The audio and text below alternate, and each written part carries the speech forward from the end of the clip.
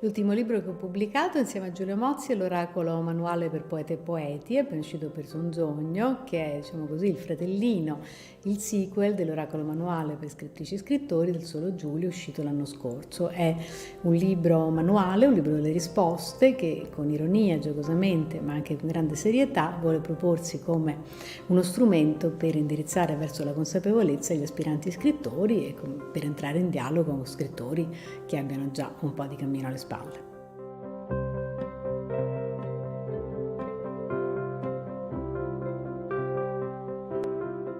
Sì, per usare una terminologia contemporanea io direi che il libro ci fornisce un'esperienza immersiva, apre una porta sul mondo, in qualche modo ci offre dei nuovi scenari, ci offre delle nuove parole. I libri ci consentono di pensare pensieri che non abbiamo ancora pensato e questo è un valore inestimabile.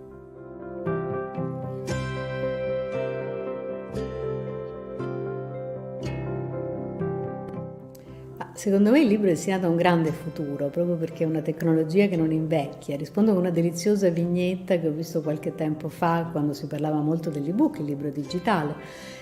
C'è un aspirapolvere seduto alla barra di un bar che affoga i suoi dispiaceri nell'alcol e accanto a lui c'è una scopa che gli dice: fratello, ti hanno inventato ma io sono ancora qui. E quindi direi che tecnologie diverse, come vediamo del resto anche la nostra esperienza quotidiana, possono tranquillamente convivere perché ognuna soddisfa un bisogno diverso.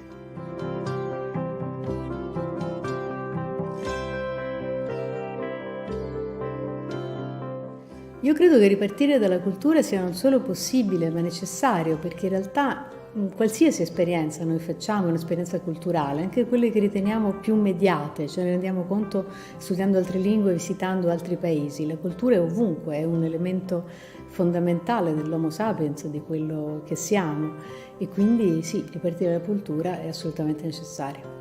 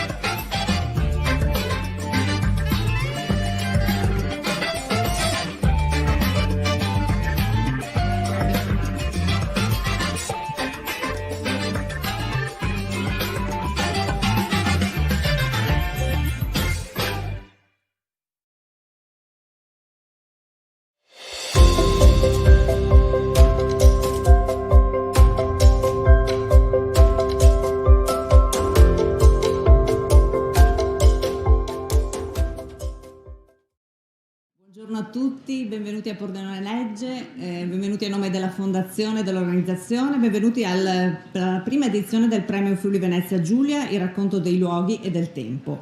È un premio promosso e voluto molto fortemente dalla Regione Friuli Venezia Giulia. Io ho il ruolo di tenere le fila delle persone che devono parlare e quindi chiedo subito a Gianmario Villalta di salire sul palco assieme all'assessore Gibelli saranno loro a spiegare il perché del premio, perché la Regione l'ha voluto, e nei contenuti Gianmario Villalta.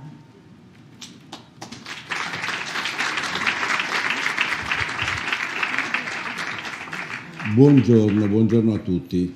Io dico poche cose di carattere tecnico, quando l'ho esaurito ho finito. Il premio è destinato a raccontare nei luoghi e nel tempo il Friuli Venezia Giulia, che è fatto di tanti luoghi diversi, di diversità che conosciamo. Chi abita in Friuli Venezia Giulia sa che tra il Trestino, l'Udinese, il Pordenonese, il Visiaco, no? Ci sono così identità e disidentità riconosciute, ma tutti quelli che abitano in Friuli Venezia Giulia sanno anche che queste differenze di luoghi comportano differenze anche nella storia e anche di paesaggio, di sentimento, a volte di cibi. Ecco, noi vorremmo, si pensava di comune intento con la Regione, di istituire un premio che potesse raccontare il Friuli Venezia Giulia nei luoghi e nel tempo. E abbiamo istituito una giuria, il cui presidente è Paolo Maurensi, che ringrazio sentitamente.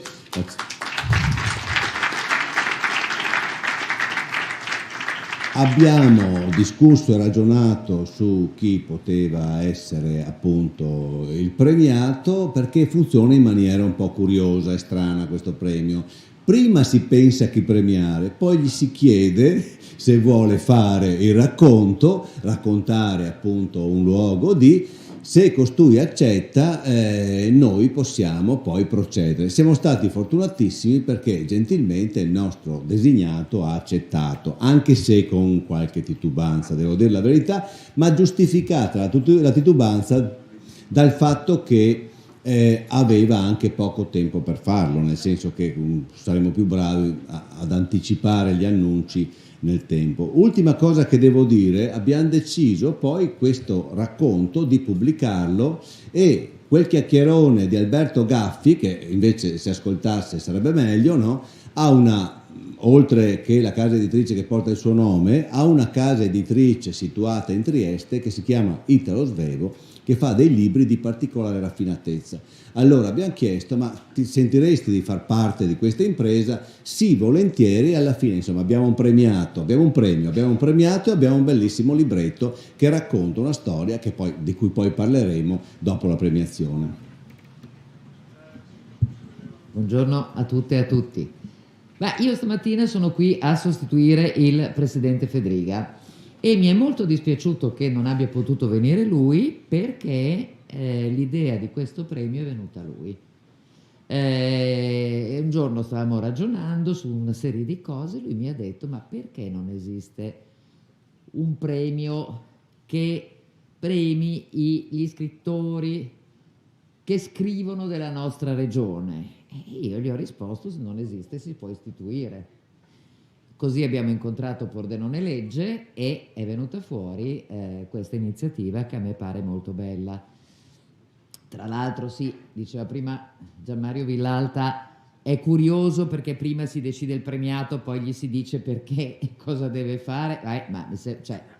Avendo come presidente della giuria Maurensing, è ovvio che andassimo a canone inverso e che quindi prima premiassimo e poi dicessimo perché e cosa e come. Finisco subito ringraziando ancora Valerio Massimo Manfredi, che ormai io incontro tutti gli anni, ci siamo visti anche l'anno scorso a Monfalcone all'inaugurazione del Festival Geografie, e mi fa particolarmente piacere per Valerio Massimo Manfredi e perché significa che in questa regione le proposte culturali che facciamo, anche quella era in qualche modo legata a Pordenone Legge, ma Pordenone Legge è il nostro must nel campo della letteratura e dell'editoria, e quindi è giusto che sia così, ma significa che siamo in grado di costruire tante proposte culturali che attirano anche persone che non è il caso di Valerio Massimo Manfredi, ma che magari in questa regione non erano mai venute prima per altre ragioni e non la conoscono. Quindi sono fiera e orgogliosa, di solito mi lamento quando devo supplire ad assenze altrui, no, oggi sono molto contenta. Grazie.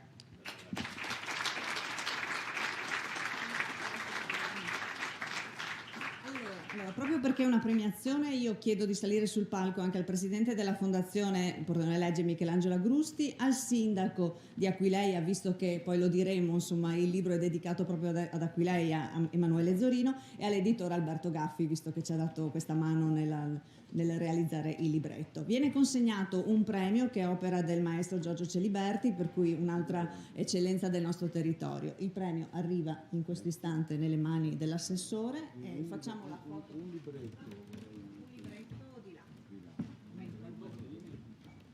Con le mascherine. La super organizzazione sta aspettando. Dovevo avere io il libretto.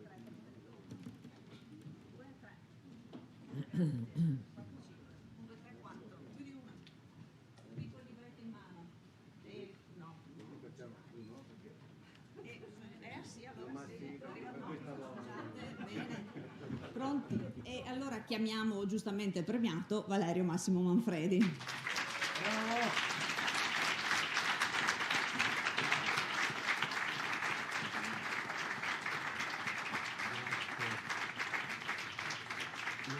Allora, procediamo. Allora, faccio io la cronaca. Una premiazione, qua a Pordenone Legge siamo poco cerimoniosi. Ci mettiamo tutti insieme per fare una foto che ricorda questo momento. Il premio è un'opera appunto del maestro Giorgio Celiberti e poi ci siederemo a raccontare, a parlare del libro. Adesso facciamo la foto e la premiazione secondo me finisce qua.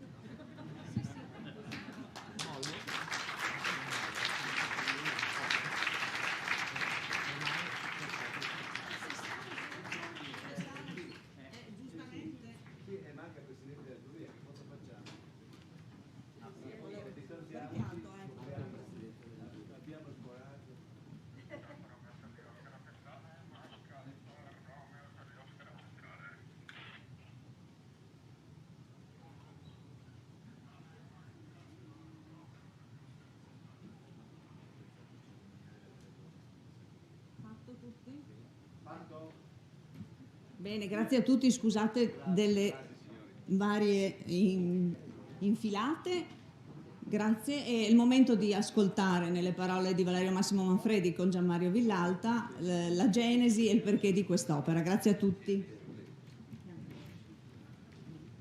Mettiamo qua il pezzo e teniamo appunto ecco, io siediti, la portata più o meno è questa, ho capito, no? Così? Sì, Sì, va così, bene. se vuoi puoi toglierti perché siamo Grazie. distanziati, ecco. Di nuovo ricominciamo, anche perché ci ha visto da remoto, noi non siamo molto cerimoniosi, non siamo tanto capaci di fare le cerimonie, però abbiamo una vera simpatia per i nostri ospiti, un vero amore per la letteratura e spero che passi questo, che è quello che ci interessa di più. Allora, la vicenda di questo racconto è bella per me, perché è stata una bella esperienza avere a che fare con Valerio Massimo Manfredi, ma soprattutto per chi leggerà, io entrerei subito dentro la questione, insomma, di questo racconto brevissimo, un po' anche colpa nostra, che è colpa mia, che dovevo insistere a far fare un po' di pagine in più, avevamo dato un limite troppo stretto. Il racconto è concentratissimo, ma proprio perché è concentratissimo mette in evidenza due cose, delle quali poi chiedo appunto di parlare a Valerio Massimo Manfredi. La prima è l'importanza di questa città. Aquileia adesso la vediamo con occhi assolutamente diversi, nella lontananza storica, è un posto dove passiamo che sì, ricorda l'antichità, ma in realtà andiamo al mare, passiamo attraverso questo posto molto bello, chi è appassionato trova le vestigia di tempi, tutto quanto molto bello, è una visione estetica di questo posto, mentre in realtà ci fa capire benissimo Valerio Massimo Manfredi che quella era una città di importanza militare e commerciale.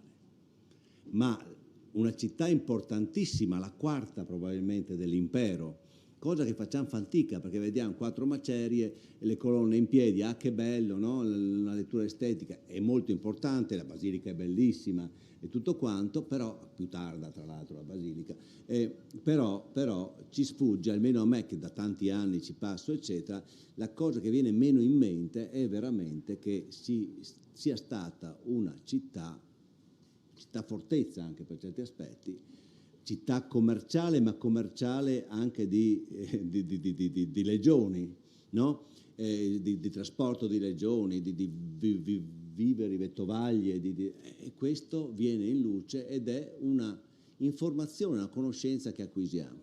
Il secondo tema, per non farla troppo lunga, è che probabilmente il lockdown o consciamente o inconsciamente ha fatto il suo lavoro e si parla di contagio. Il tema fondamentale di questo racconto, di questo breve racconto, è il contagio, nel senso che si parla anche lì di qualche cosa che noi ignoriamo o conosciamo meno, o di solito libri anche di storia ci passano sopra, nominano, ma noi abbiamo solo una notizia di una riga e non ci rendiamo conto di una delle più lunghe epidemie del passato, di una delle più importanti epidemie del passato, e spesso capita, come anche a me ha dato un po' la sveglia, perché studiamo quel periodo storico, lo insegniamo a scuola e tutto quanto, e ci dimentichiamo che comunque quel periodo era segnato dalla paura dell'epidemia, dalla presenza dell'epidemia. Io non so, e poi risponderà a Valerio Massimo, insomma, no? Manfredi, se questo è un'interpretazione del presente, se questa è una paura che si è riversata o se questa è una logica, insomma, che stava dentro il racconto. Di altre cose magari dopo, perché ci sono tante cose interessanti, ma insomma, cominciamo da qua, se no parlo sempre io e sono venuti per ascoltare. No, io più parli e meglio è. Imparo tante cose, veramente. Prego. Tocca a me? Sì. Pensate che ieri, a 2 ore dalla mia partenza, un amico, Beppe Cottafavi, conosci? Appunto, mi chiama e dice: sai, dovresti scrivermi un pezzo di 8.000 battute. Dico, dovevi aspettare ancora un po', dovevi aspettare. E poi insomma l'abbiamo sgavagnata perché abbiamo utilizzato il nostro libricino ed è venuto abbastanza bene, è uscito su Domani. Quando ho accettato di fare questo lavoro mi sono trovato davanti proprio alla mole, no? Quanto doveva essere alto, perché nel frattempo io scrivevo il mio prossimo romanzo, di cui non riusciamo ancora ad avere il titolo perché si discute. Per il momento si chiama 40 giorni, ma si è chiamato in tante altre volte. Ed è stata una storia durissima, sono uscito stremato da questa storia e solo un pazzo poteva scegliere un simile argomento.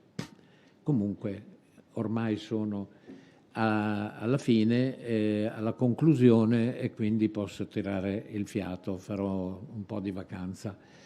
Oltre a questo L'insistenza con cui... No, ma oltre a questo io dovevo fare il calendario dell'Arma dei Carabinieri.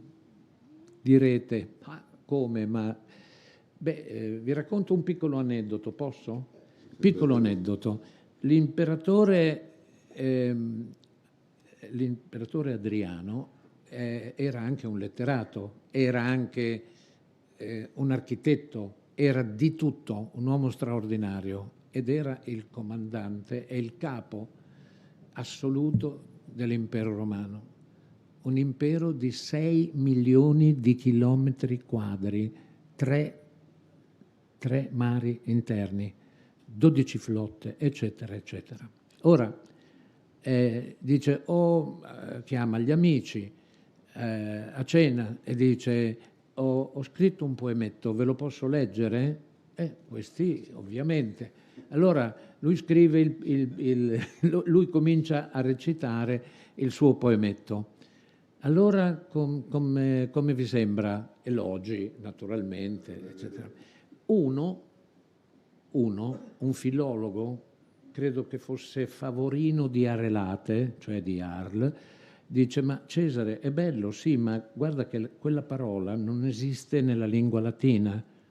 Come non esiste? Certo che esiste, ma Cesare, davvero non c'è, fidati, fidati. Io conosco bene queste cose. E lui dice, ma no, io sono certo che questa parola fa parte della lingua latina.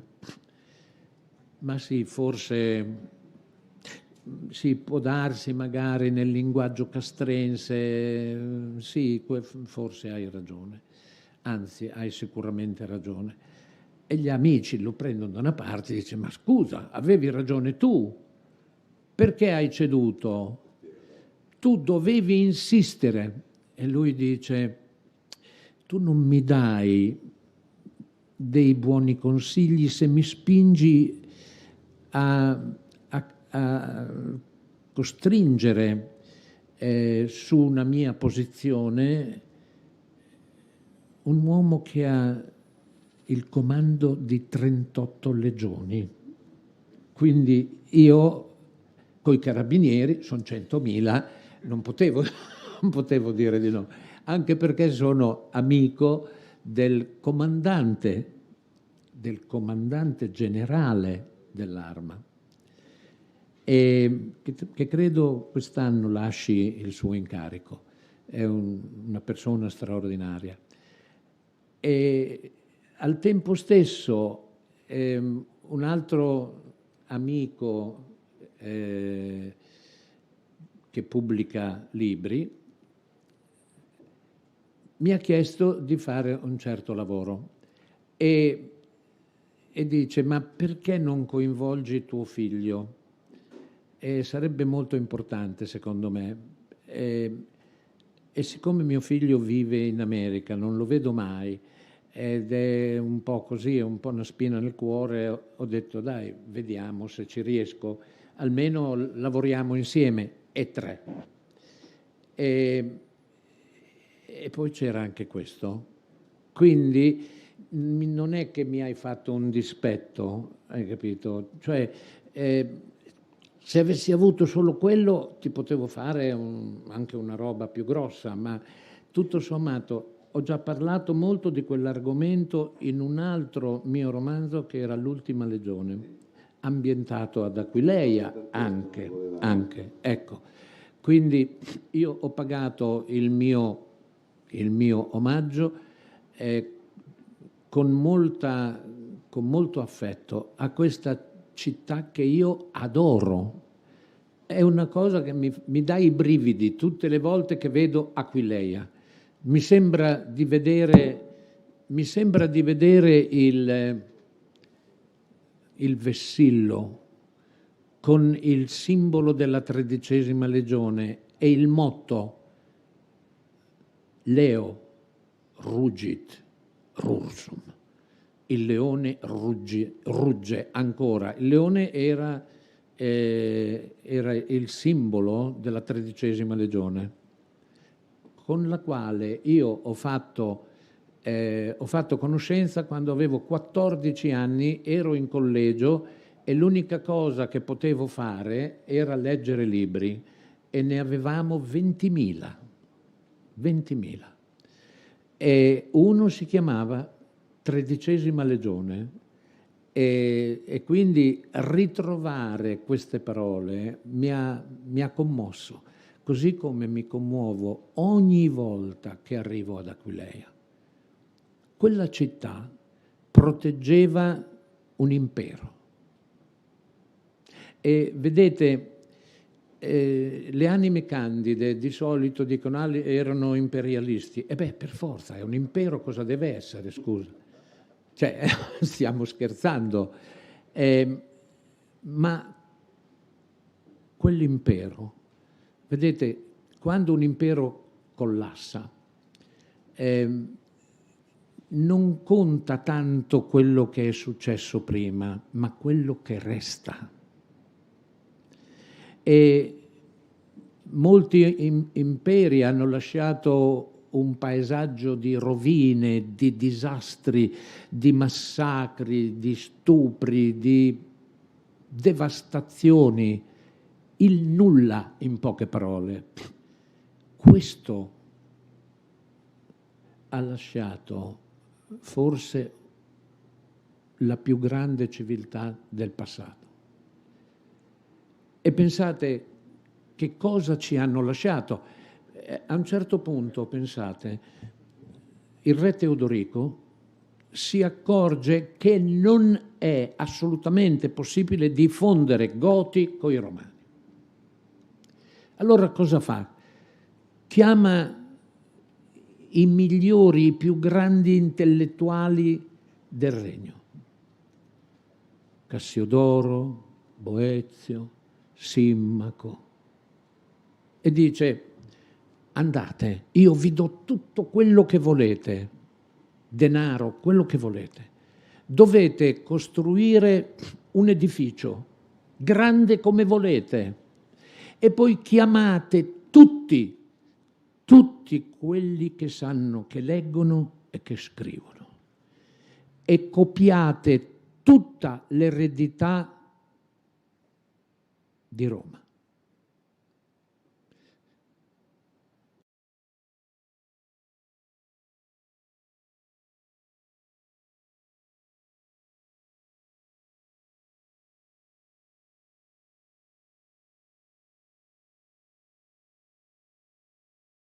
Sapete come si chiamava?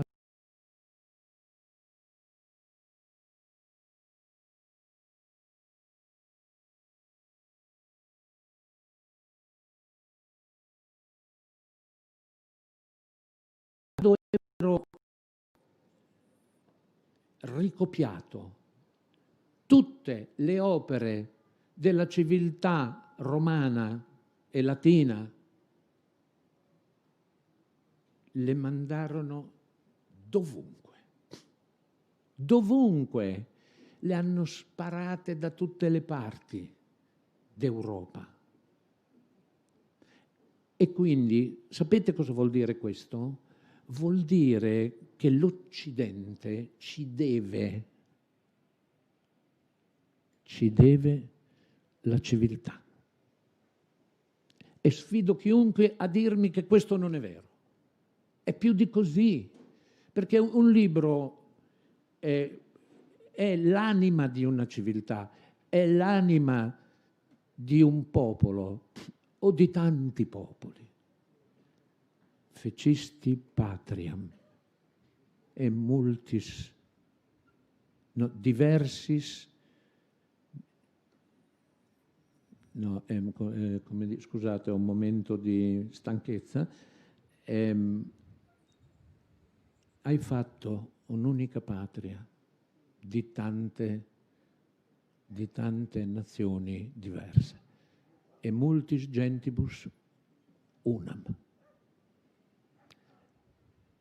E questo ha un valore immenso, straordinario, infinito. Tutto quello che noi siamo è lì. Tutto quello che noi siamo è questo.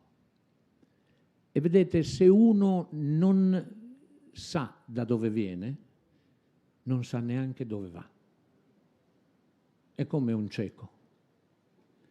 E anche questo è assolutamente vero. Sfido chiunque a dire il contrario. Se uno non sa da dove viene, non sa neanche dove va. E questo è molto pericoloso. Forse sto parlando troppo. Sapere di Aquileia come fortezza, come allora, Aquileia, difesa dell'impero, e poi di questa faccenda che hai scelto il contagio, che hai scelto la peste come tema. senz'altro, Aquileia è che ho divagato. Sì, ma Perdonami. piacevolmente, no, hai divagato piacevolmente, però adesso andiamo al dunque. Perdonami. Come allora, riusciamo a giustificare? e perdonatemi voi. Aquileia era la chiave dell'impero romano, che era una macchina di 6 milioni di chilometri quadrati, 38 legioni, 12 flotte, 80.000 chilometri di strade pavimentate. Sapete cosa vuol dire 80.000 chilometri di strade pavimentate? Vuol dire 2 volte l'equatore. 2 volte l'equatore. Ora, Aquileia era il nodo che era la chiave dell'impero. Lì c'erano i quartier generali di tutte le legioni romane. E la legione, vedete, era una specie di mondo, perché la legione aveva un senso di coesione con i suoi uomini enorme. Quando Costantino abolì le legioni, fece a pezzi il nerbo dell'impero romano. Ora, la peste cosa c'entra? La peste era un evento abbastanza raro nell'impero romano, per un semplice motivo: si lavavano. Se vi capita di andare ad Aquinum, patria di San Tommaso, non l'ultimo pirla, San Tommaso, una delle menti più brillanti di tutti i tempi. Si chiama Aquinum perché c'è acqua. E troverete, andate alla toilette, troverete la toilette di quella città ad acqua corrente continua, e i cittadini la usavano per le loro esigenze igieniche. E quindi pensate a Roma, che aveva 11 acquedotti per 1 milione di metri cubi di acqua potabile, perfetta, che venivano dalle montagne, con acquedotti che avevano una pendenza di 0,003, continua.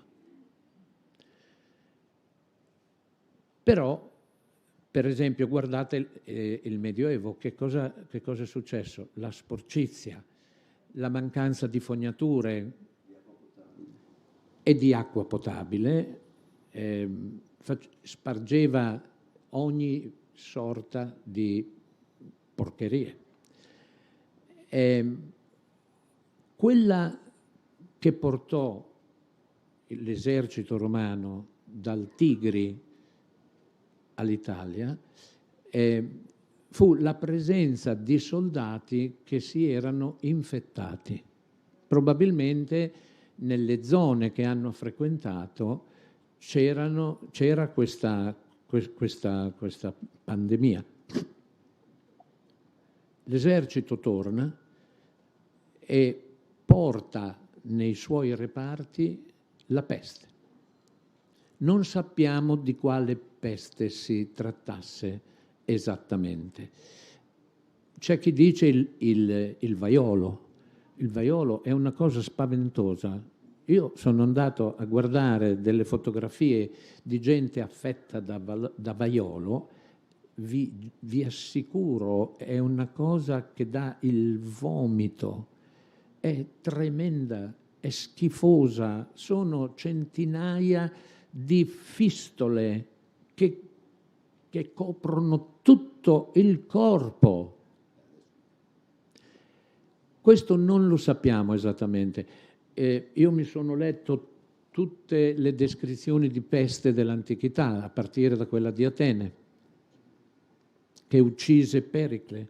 Dopo aver ucciso suo figlio, Pericle si butta singhiozzando sul corpo esanime del figlio, contrae il morbo e muore. Lui è quello che ha inventato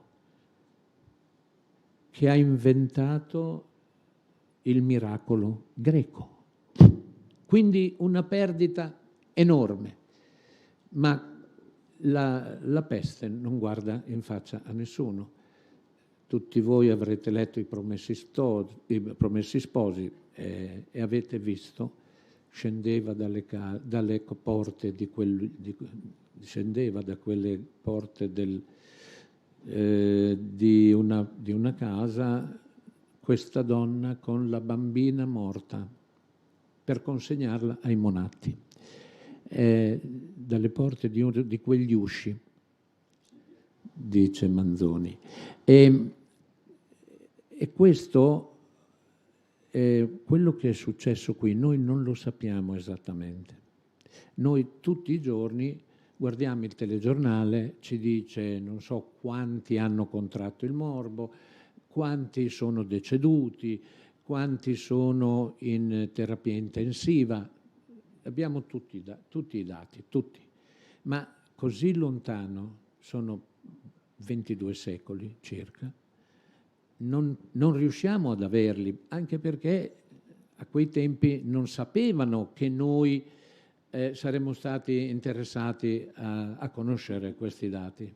Non lo sapevano. Pensate una cosa, entro i confini dell'impero romano c'era 1/3 dell'umanità e questa grande popolazione è stata intaccata da questo morbo e si calcola che abbia sterminato 1/3 della popolazione. Molti, non pochi studiosi ritengono che quello sia l'inizio della fine dell'impero romano e non c'è da stupirsi, perché non sappiamo quanti, ma se pensate alle pestilenze recenti, alla spagnola. La spagnola ha ucciso milioni e milioni e milioni di persone. E se pensate che questo avveniva dopo la Prima Guerra Mondiale, dove soltanto il nostro popolo ha pagato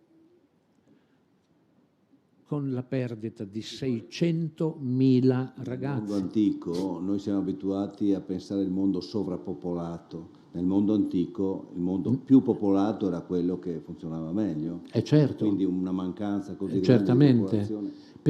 Pensa che ancora adesso sono stati fatti degli studi che là dove c'è il più grande e più fitto intreccio di strade romane, ancora oggi troviamo le aree più sviluppate e più tecnicamente avanzate e anche economicamente avanzate, vi rendete conto?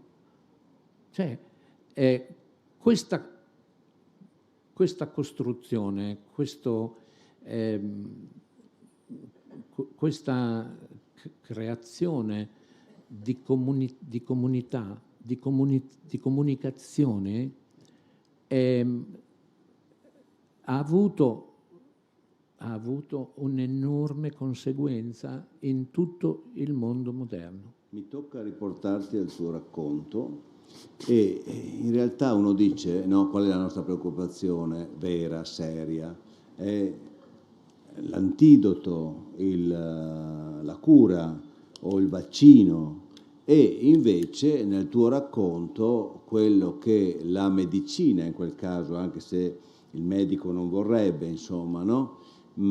Tramanda è l'elemento del contagio, cioè la possibilità di diffondere la peste. Sì, cioè una cosa, ti dà un'arma biologica. Un'arma biologica, cosa che in un momento in cui tu pure eri chiuso dal lockdown nella tua dimora suona abbastanza strana, è una specie di spes contra spam, cioè una specie di speranza contro la speranza, una cosa ancora più...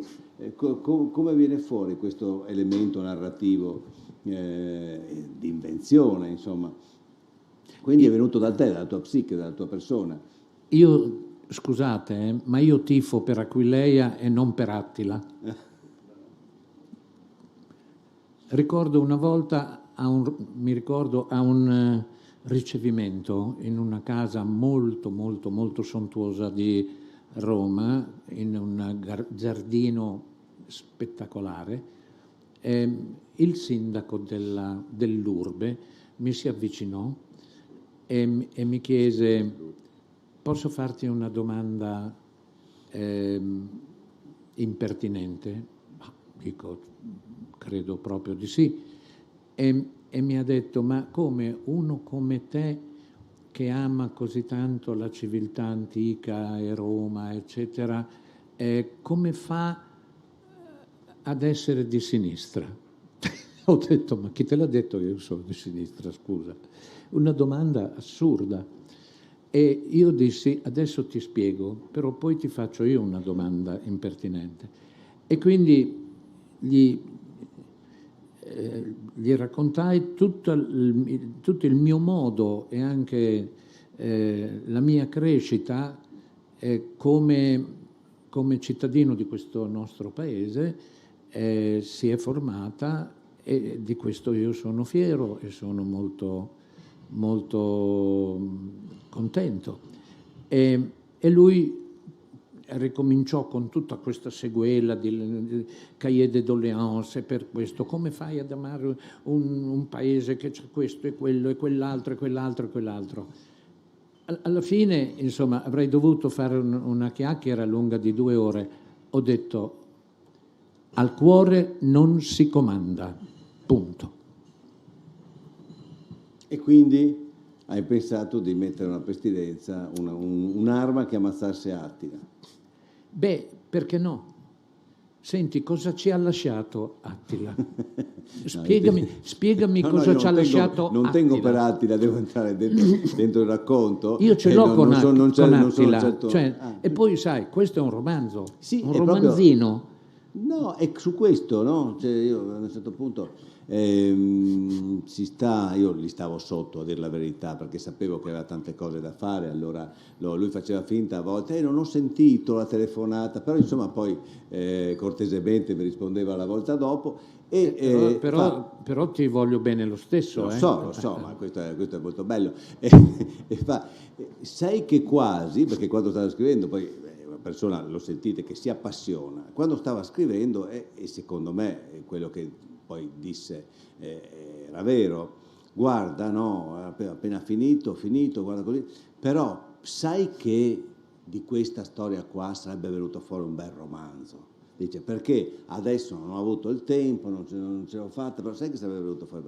E in effetti lui non ne vuole parlare, non capisco perché non la vuole raccontare, forse vuole lasciarvi il piacere della lettura, ma secondo me è vero che sarebbe venuto fuori un romanzo, perché sono compresse generazioni in questa vicenda, e ci sono alcuni elementi veramente molto belli, che sono prima di tutto il fatto che la tradizione, o comunque il rapporto, diciamo, di tradizione all'interno della famiglia costituisce appunto la civiltà, ed è una cosa che a volte nella storia non si intuisce.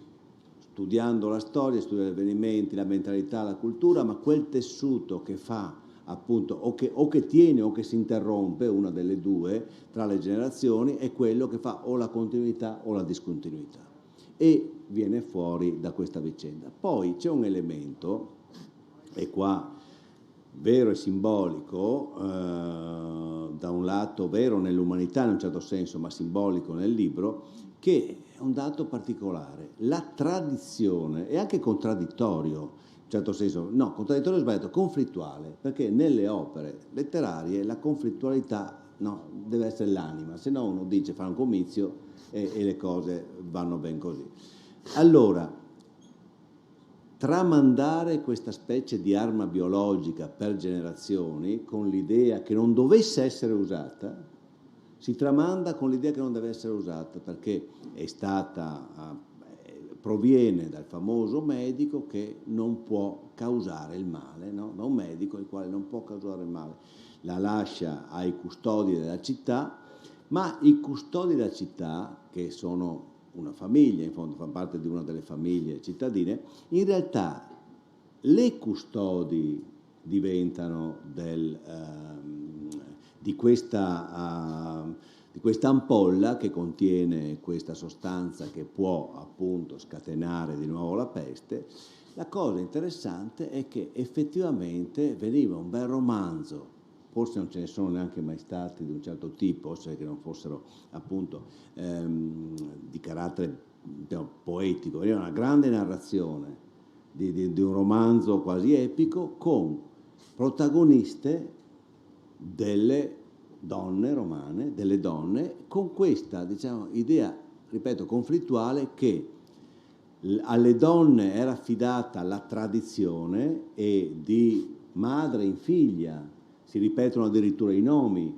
E perché? Perché le donne danno la generazione, no? È la generazione che di generazione in generazione, scusate il bisticcio di parole, ma così è, chi dà la generazione che di generazione in generazione trasmette questa cosa.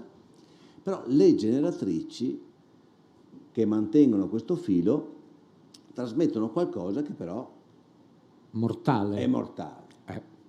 Questo elemento appunto è già di per sé interessante. E scavando lì dentro, appunto, il romanzo, arricchito chiaramente di tutti quegli elementi, se ci fosse stato, arricchito di tutti quegli elementi episodici che il romanzo richiede, perché la differenza poi tra un racconto e un romanzo è quella del tempo. Il racconto in qualche maniera sintetizza il tempo, deve dargli una via retta e veloce. Però devi avere anche un'idea. E parliamone. Quando tu hai un racconto e non un romanzo, serve una idea e deve essere anche di una certa potenza. Io ho pubblicato, cioè me l'ha pubblicato il mio editore, un libro che si chiama I racconti. È alto così.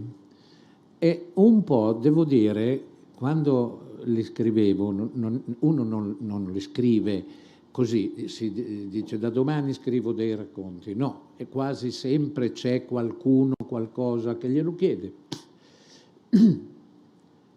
Ora, quante volte, quando avevo finito, per dire, un racconto che mi era stato commissionato, come ha fatto Gianmario, dicevo, però, accidenti, qui ci veniva fuori un romanzo da 400 pagine, perché l'idea c'è, no? Ed è un'idea che può essere più o meno forte, più o meno potente, però io tante volte mi sono trovato davanti a una creaturina come questo, perché è piccolino, e con il dispetto di, a quel punto non posso farci un romanzo, perché c'è già scritto il nucleo di tutto, magari, e c'è scritto anche che il colpevole è il maggiordomo, no? E quindi è molto difficile poi tornarci sopra e scrivere un romanzo, una storia lunga. E questo un po' tutte le volte che mi capita, un po' mi dà dispetto, ecco, perché magari se è stata una buona idea o se è una buona idea, non è detto, avrebbe potuto reggere un'opera molto più grande, molto più corposa. Mi dai il destro per dire un paio di cose. La prima, che comunque anche qui dentro troviamo... Sarà capitato anche a te. Io non sono mica te. Io sono lì, quando arriva qualcosa, è tutto un altro mondo.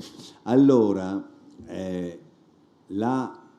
visionarietà, cioè questa visione rimane, la capacità, no, di a un certo punto, quello che ci sorprende, ci piace sempre, no, nelle narrazioni di Valerio Massimo Manfredi, che arriva in un posto e con un unico sguardo concentra quello che c'è da vedere, dà il senso di quel luogo. No? Una ultima riflessione, abbiamo ancora 5 minuti, ma io la domanda la faccio abbastanza breve. Ma c'è sempre nelle tue narrazioni, e viene fuori anche qua, non sto a dire i titoli, via che non c'è tempo, la ricongiunzione della storia attraverso la leggenda, della storia con la vicenda umana attraverso la leggenda. C'è sempre quell'idea che in fondo, perché la storia funzioni, abbia quella sua spinta anche di memoria, allo stesso tempo di riconoscimento di un passato che abbia un valore, eccetera, ha bisogno di ricongiungersi appunto con una continuità che magari la storia non ha e un significato, no, che la storia magari non ha, c'è sempre, no? Però c'è anche in questa vicenda ovviamente c'è la leggenda, chi lo sa perché poi Attila a un certo punto si è ritirato, la peste, non la peste, eccetera, però questa qua ricongiunge la San storia. Pietro, San Paolo con le spade. Tutte e quindi vorrei adesso proprio pochi minuti di questo punto qua che secondo me è fondamentale in tutto quello che hai fatto. Guarda, questo è un argomento da $1 milione. Perché quello hai 4 minuti ormai. D'accordo, aspetta, c'ho l'orologio. Allora, cosa succede? Che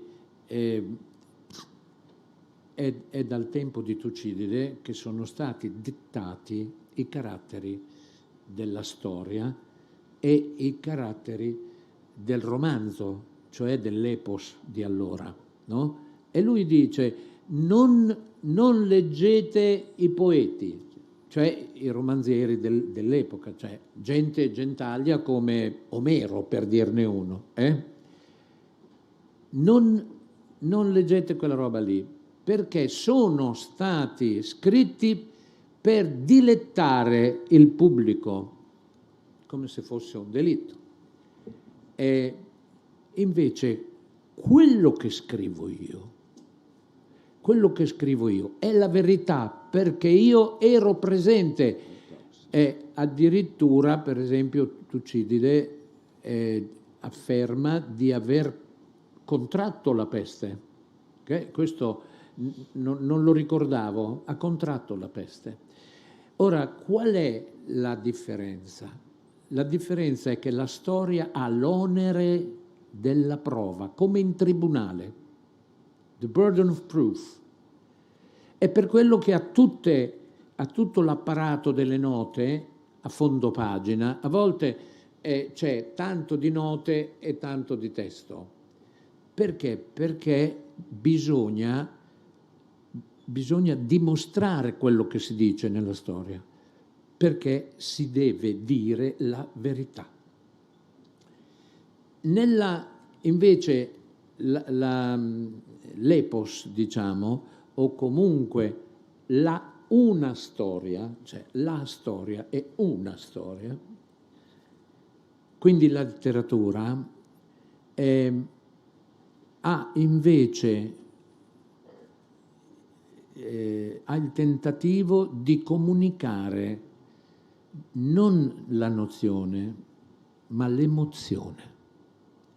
Perché una vita senza emozioni non vale la pena di essere vissuta. E su questo scadono i tempi della nostra ripresa, e quindi saluto tutti, ringrazio tutti quelli in prima fila, che purtroppo le cose funzionano così. Va benissimo. E io direi che abbiamo cominciato bene con questo premio, scegliendo appunto un autore di rilievo, il quale ha risposto. Direi un applauso, chiudiamo così.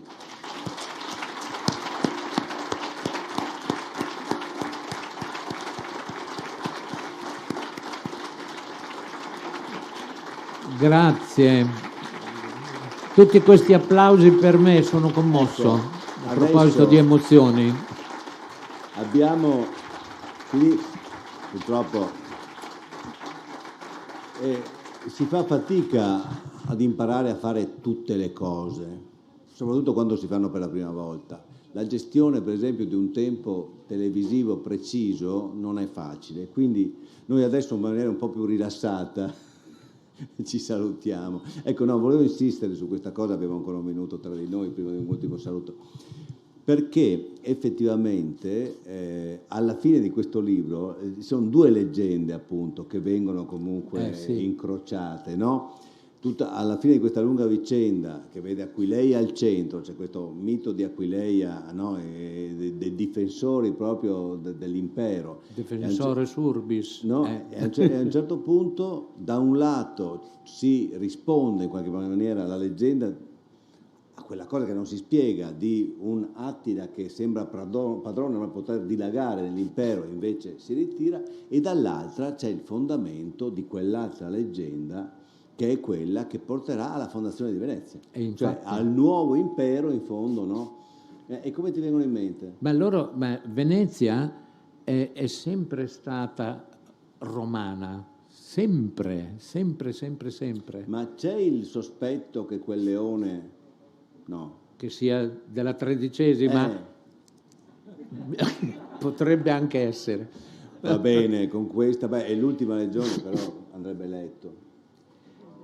Qualcuno dice che capolavoro, non esageriamo. Io non mi ripeto mai, però credo che se amate Aquileia e se amate questa parte meravigliosa, stupenda, di un paese stupendo che è l'Italia, e questo che è l'Italia orientale, credo che possiate credere a questo epos. Ma pensate, dei disperati, è caduto il nido delle aquile e loro prendono delle piroghe, delle barchette e navigano sul mare e arrivano in questo grumo di isolette e sbarcano e si fanno delle capanne per tirare a campare in qualche modo. Si prenderà del pesce, chissà, quello che si può per sopravvivere. Diventerà la Serenissima Repubblica di Venezia. Guardate, scusatemi, io dovete abbattermi, se no... No, ma lo farò io, non ti preoccupare, ancora 3 allora, minuti, anzi dunque, mi stanno portando il fucile. Il rettore di Ca' Foscari ha una festa, ha un ricevimento, mi prende da parte, sapete come succede, e mi fa: senti, vieni a consegnare i diplomi di laurea ai nostri ragazzi in piazza San Marco. Cosa? In piazza San Marco? Non sum dignus, ma è troppo, è una cosa fantastica, incredibile. E accettai. Quel giorno, Gianmario, era di quelle giornate orrende, uggiose, piovigginava. Il Parlamento aveva fallito 2 elezioni del Presidente della Repubblica. E io ero proprio abbattuto. Lui a un certo momento arriva, ha capito la storia, avrà detto: ma questo come fa a parlare? Io dentro di me dicevo: ma io parlo ai ragazzi, cosa gli dico? Ragazzi, ce la farete cose meravigliose, ma come? Nave senza nocchiero in gran tempesta, non donna di province, ma bordello. Pensate che cosa spaventosa. A un certo punto arriva il rettore e mi fa nell'orecchio: senti, il Presidente ha accettato un altro termine. Un vegliardo, curvo sotto la fatica di quella responsabilità e della sua età. Salgo, mi sono sentito... Mi si è aperto il cuore, sono salito per quei gradini e a mano che salivo vedevo la facciata di San Marco. e c'era un minimo di raggio di sole che colpiva i mosaici della facciata.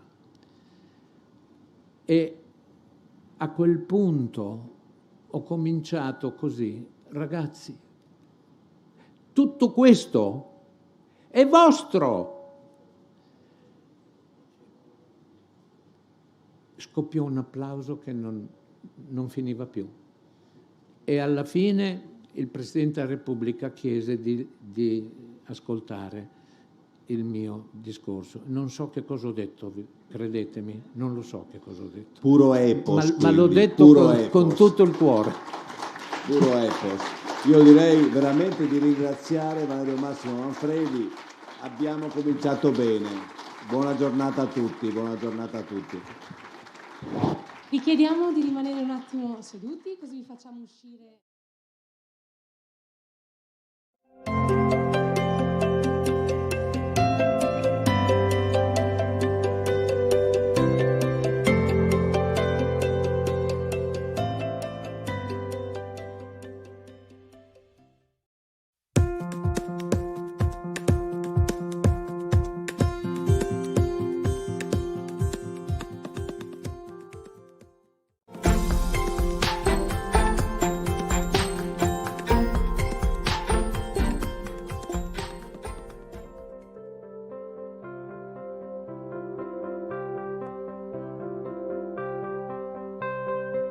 È un libro confezionato sulla base dell'analisi dei dati che consente di tracciare nuove mappe sui fenomeni che investono la maggioranza della popolazione del pianeta e che riguardano ognuno di noi: le pandemie, le diseguaglianze, la disparità di genere, il razzismo, i conflitti, la difesa del clima.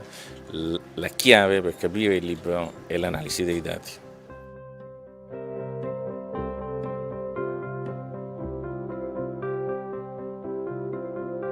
Assolutamente sì, non c'è dubbio, il libro è un'esperienza straordinaria che viene rifatta e ripetuta ogni volta che lo si torna a leggere, indipendentemente dalle volte nelle quali la lettura si ripete.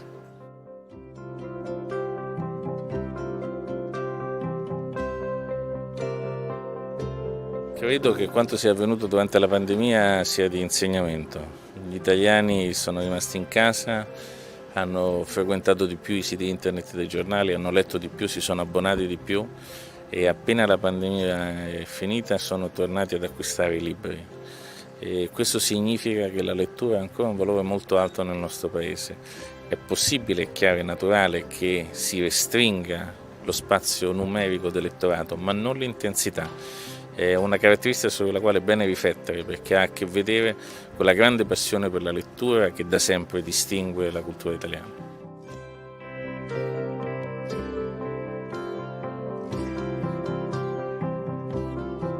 Credo di sì, nel senso che ciò che è più importante che si è ritrovato nella vita delle famiglie dentro le case durante le lunghe settimane di chiusura sono i temi identitari, ciò che ci unisce, ciò che ci accomuna come comunità di famiglie, come comunità regionale nei singoli paesi e come comunità nazionale. Sotto questo punto di vista i libri sono e restano strategici.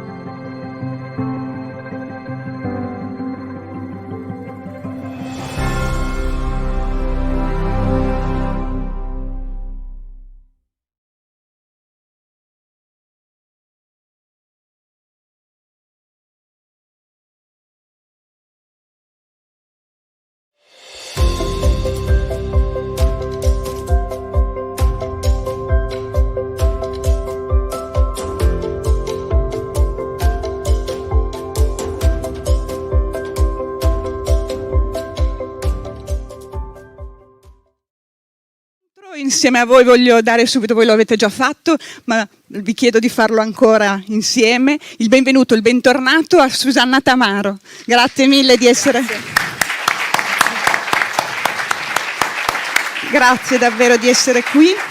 Io ringrazio il partner di questo evento che è 50 e più, ringrazio moltissimo Alessandro Mezzenalona che è qui con noi, che dialogherà con Susanna Tamaro, e lo ringrazio per questo incontro e per tutto, e ringrazio molto Lorenzo Zuffi che leggerà dei brani dal libro. Siamo davvero felici che una grande storia d'amore, il nuovo romanzo di Susanna Tamaro, appena uscito per Solferino, prenda il volo da qui, e quindi gli auguriamo tutto il bene possibile. Le copie del libro firmate le trovate in vendita, perché sapete non è possibile fare la firma copie, però trovate le copie già autografate in vendita al banchetto. Grazie Susanna, grazie a voi, buon incontro.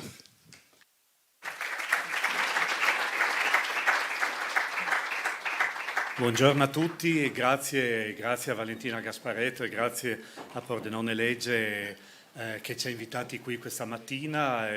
L'ultima giornata di un'edizione, devo dire, che io trovo straordinaria per il coraggio che ha avuto il team di organizzatori e per il successo poi nonostante il momento particolare che stiamo vivendo un po' tutti. Ed è una grande gioia, devo dire, essere qui con Susanna Tamaro che, come sapete, da un po' di tempo non fa più eventi pubblici, cerca di appunto concentrarsi di più sulla propria vita, perché gli scrittori hanno anche una vita oltre che un'attività letteraria e creativa da portare avanti, però devo dire Susanna è sempre stata generosissima non solo con il pubblico di Pordenone Legge ma in generale con i suoi lettori, e quindi la ringrazio proprio di aver accettato di fare questa prima presentazione, in sostanza prima e anche unica, credo, come dice giustamente lei, nazionale, internazionale, del suo libro nuovo, Una grande storia d'amore, pubblicato dalla casa editrice Solferino. E ringrazio l'amico attore Lorenzo Zuffi che leggerà alcuni brani del libro proprio. Abbiamo scelto non a caso un attore maschio perché la voce narrante di Una grande storia d'amore è proprio un uomo, si chiama Andrea, è un capitano di mare, un capitano che si imbarca di solito sulle navi passeggeri, è un uomo, un giovane uomo dall'educazione molto ferrea, un'educazione quasi militare, un'educazione molto rigida e anche dagli orizzonti molto precisi, un uomo che è innamorato di una donna che si chiama Erika, che pensa che sia la donna giusta, il centro del suo mondo amoroso per lui, ma un giorno all'improvviso su un traghetto che sta per andare in Grecia conosce una ragazza che dice di chiamarsi Edith, una ragazza molto affascinante ma anche molto bizzarra, molto inquieta, con cui inizierà una storia piuttosto complicata. Ed è proprio da qui che io volevo partire facendo la prima domanda a Susanna Tamaro, perché chi legge molto come me e come tutte le persone che lo fanno oltre che per lavoro anche per una passione che dura da quando ero ragazzo, ultimamente è un po' infastidito, secondo me, dal fatto che tutti gli scrittori, o gran parte degli scrittori, ma non solo, anche gli scrittori da social network, da youtuber, da Instagram, pensano che il tema più facile da affrontare sia quello dei sentimenti, il tema dell'amore. E come dicevano i grandi attori del passato, è più facile far ridere che far piangere. E così credo che sia più facile raccontare una storia immaginaria, una storia che abbia delle basi molto fantastiche, che mettere le mani nel calderone, nel magma della vita di tutti noi. Perché? Perché siamo tutti circondati da cuoricini, frasi tenere, frasi da baci perugina, frasi molto, molto intime, molto passionali, che anche a me strappano, devo dirvi, ogni tanto qualche lacrimuccia o qualche sospiro, come dire sarebbe bello se. Poi però usciamo in strada, parliamo con gli amici, ci confrontiamo noi stessi con la vita e ci rendiamo conto che i sentimenti non sono quello. I I sentimenti sono una lunga traversata, come quella che fa il capitano Andrea, una lunga traversata in un mare che tante volte è un mare piuttosto complicato da affrontare e da gestire, ed è per questo che Una grande storia d'amore di Susanna Tamaro è un romanzo che non soltanto emoziona, ma colpisce duro. Perché Susanna non ha mai avuto paura di guardare, fin dai primi suoi libri, fin dalla Testa fra le nuvole, Per voce sola, soprattutto Va dove ti porta il cuore, ma io le dico sempre, sarà stufa di sentirmelo ripetere, quel capolavoro che Anima Mundi, che tantissimi critici non hanno capito, perché sembrava un libro strano, perché forse era in anticipo sui tempi. Ecco, lei fin dall'inizio ha saputo avere il coraggio e darsi il coraggio di non guardare la vita per consolare e per consolarsi, ma di raccontare e guardare la vita per com'è.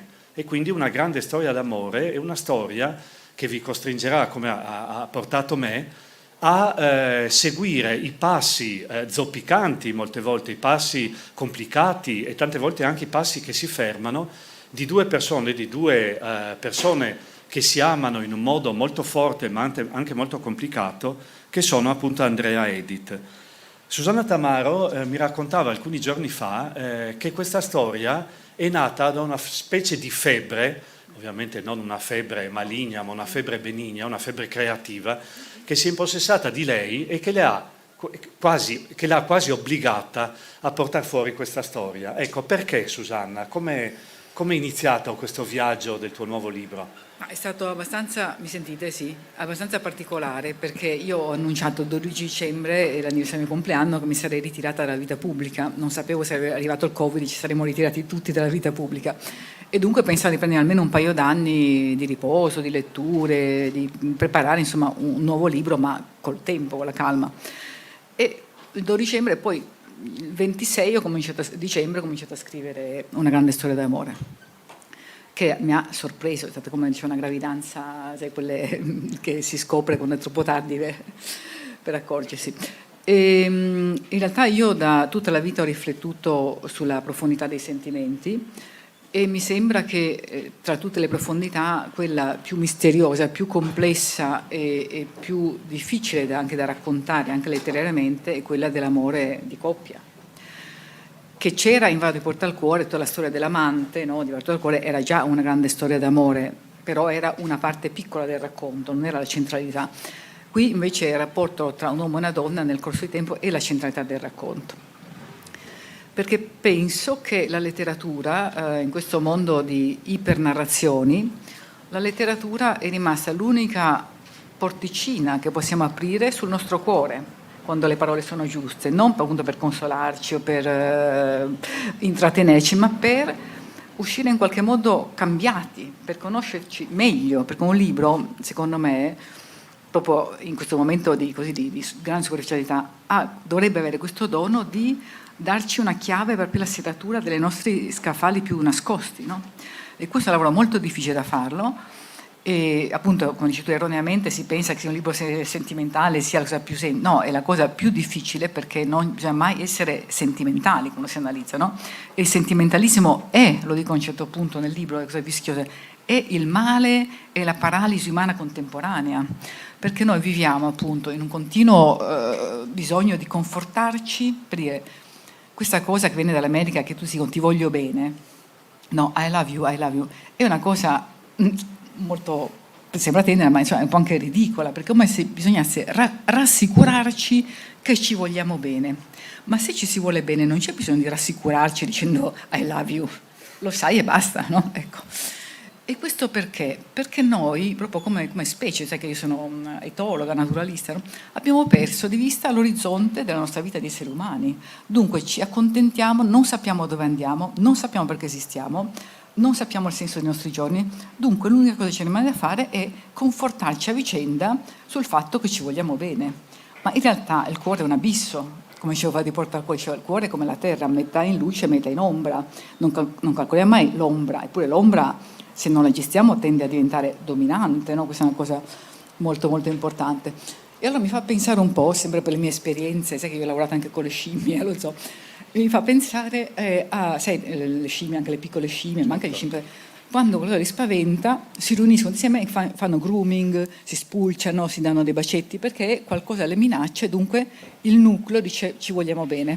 E con noi siamo, quando io amo molto le scimmie, siamo più o meno a questo livello, ci diciamo ti voglio bene, ma non siamo più capaci di analizzare, capire e sviscerare le ragioni per cui è importante volersi bene. Ecco, torneremo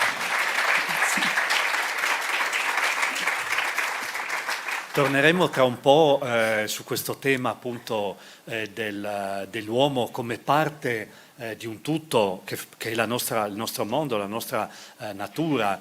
Giustamente Susanna dice io sono appassionata di etologia, di coleotteri, di piante, e questo ne parliamo tra un po'. Io le vorrei fare un passo indietro, perché tante volte leggendo un libro la fretta ci porta a saltare le prime pagine, invece io vi invito a non saltare le prime pagine, perché proprio nella terza pagina Susanna decide di fare una dedica, e questa dedica è bellissima, io la trovo veramente molto forte e vi spiego anche perché le parole dicono ai miei genitori che hanno avuto il coraggio di farmi nascere. Chi conosce bene l'opera letteraria di Susanna Tamaro ricorderà quel bellissimo libro che abbiamo presentato proprio qui al Teatro Verdi a Pordenone alcuni anni fa, che si intitola Ogni angelo è tremendo, e quindi ricorderà anche quanto complicata sia stata il percorso di vita di Susanna, soprattutto nella sua adolescenza. Ecco, volevo chiederti, questa decisione di dedicare il libro in qualche maniera comunque alle persone che ti hanno messa al mondo, quanto chiude il cerchio del tuo fare i conti con quella che è stata la tua vita? Sì.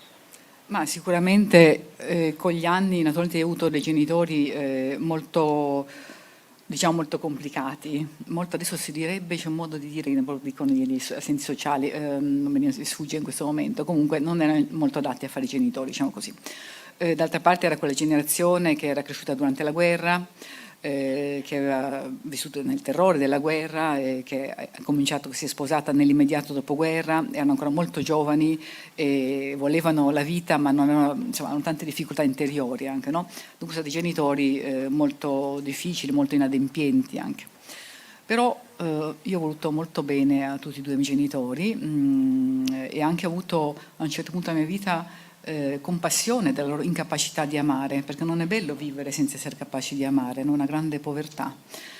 Però con gli anni ho realizzato che, siccome io amo molto la vita, sono grande appassionata della vita, che se loro non avessero detto sì, se non mi avessero desiderata, perché mi hanno desiderata sicuramente, non sono stata una bambina voluta, quel giorno io non sarei venuta al mondo.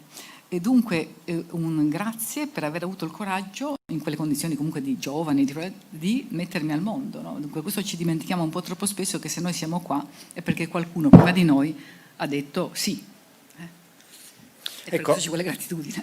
Analizziamo un attimo, prima di chiedere a Lorenzo se ci legge un pezzettino intanto del libro, che così entriamo proprio anche nella scrittura di questo libro. Analizziamo un attimo questi due personaggi. Sono un po' il prototipo, secondo me, della difficoltà dell'incontro tra un uomo e una donna, tra il mondo maschile e il mondo femminile, che caratterizza il presente. Perché Andrea è un uomo molto organizzato, però anche molto rigido, che pensa, e infatti a un certo punto porterà addirittura un anello a Edith, che poi scopriremo che ha un altro nome, ma questo ve lo lascio scoprire quando lo leggerete, pensando che il fatto di chiedere una ragazza, una donna in matrimonio sia tutto quello che lei desidera.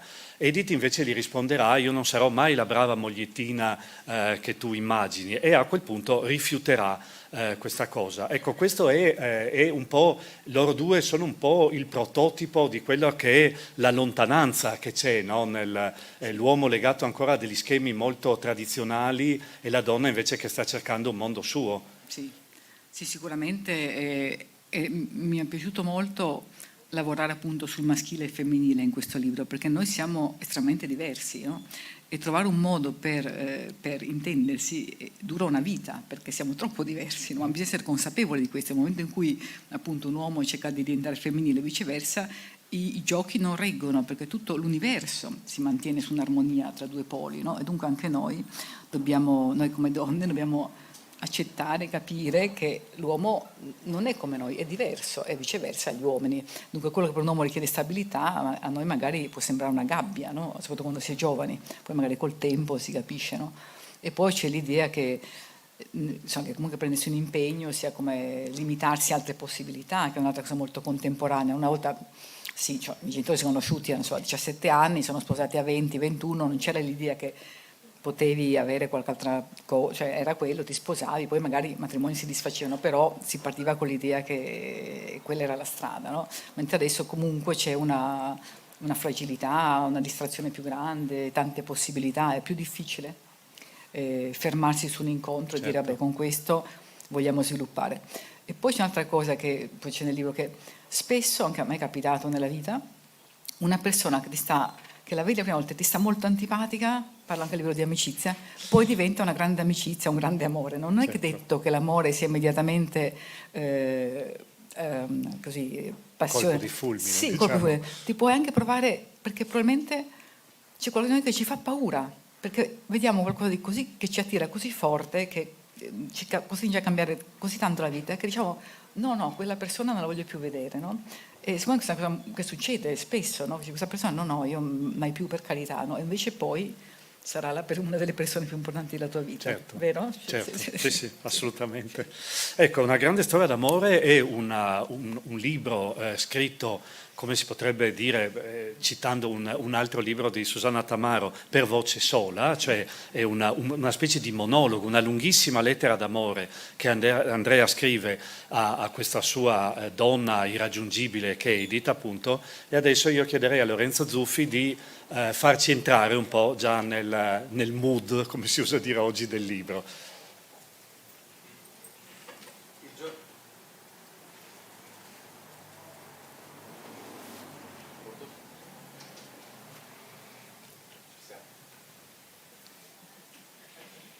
Ho le prove prima. Ah sì, adesso sì. Eccoci.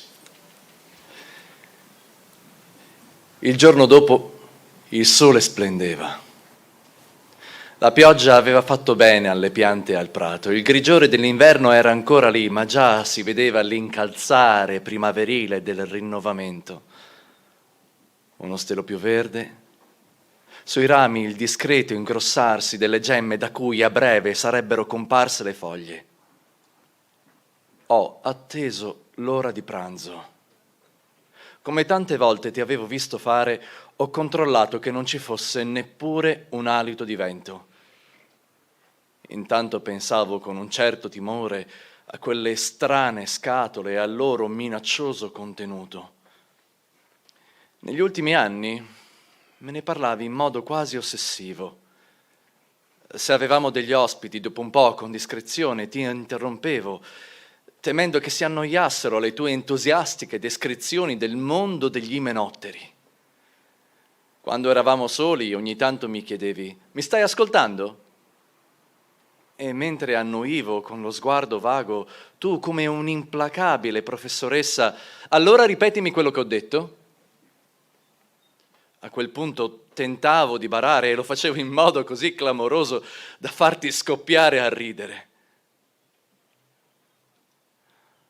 Ora sono pentito.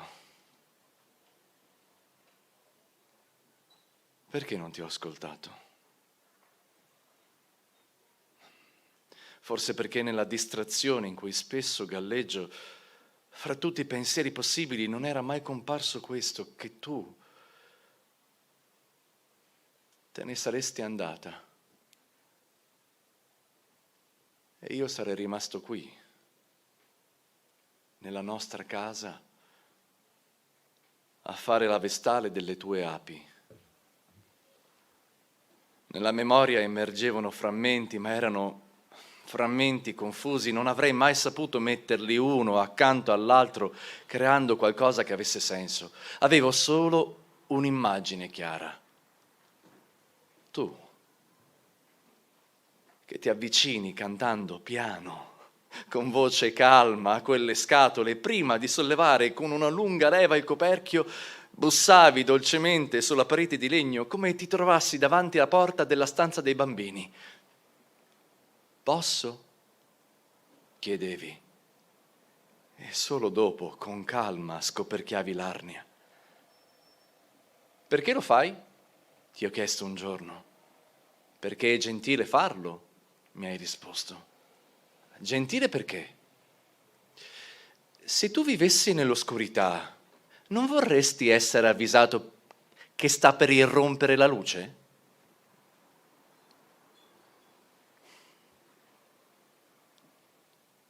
Quanti sono i modi in cui il vento può soffiare?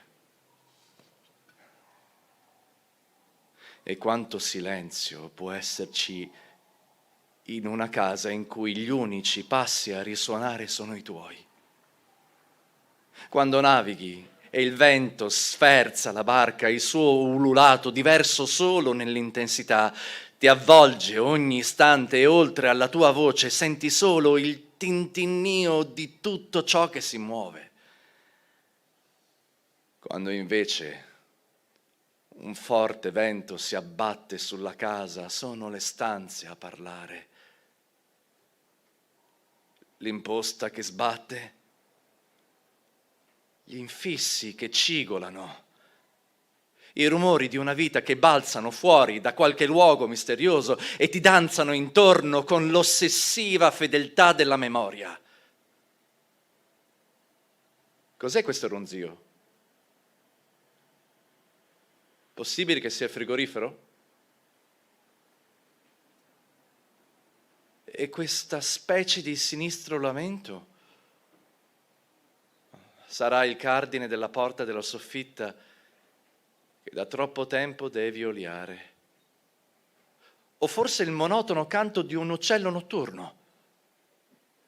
Lo scricchiolio delle assi del pavimento nella stanza accanto. Spalanchi la porta con fare burbero e gridi. Chi è?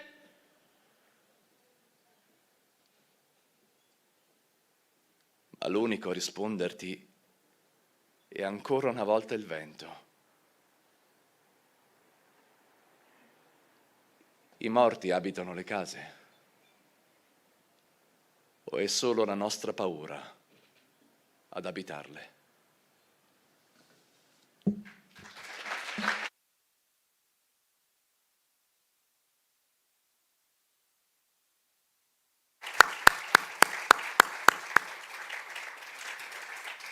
Grazie a Lorenzo Zuffi, perché devo dire che un libro letto da un attore, da una persona che ovviamente sa lavorare sulla voce, vi dimostra quanti cambi di ritmo, quante coloriture, quante sfumature ci sono all'interno anche di una frase stessa o di un capoverso, e questo tante volte leggendo nella propria testa a voce bassa, scorrendolo con gli occhi, non si apprezza.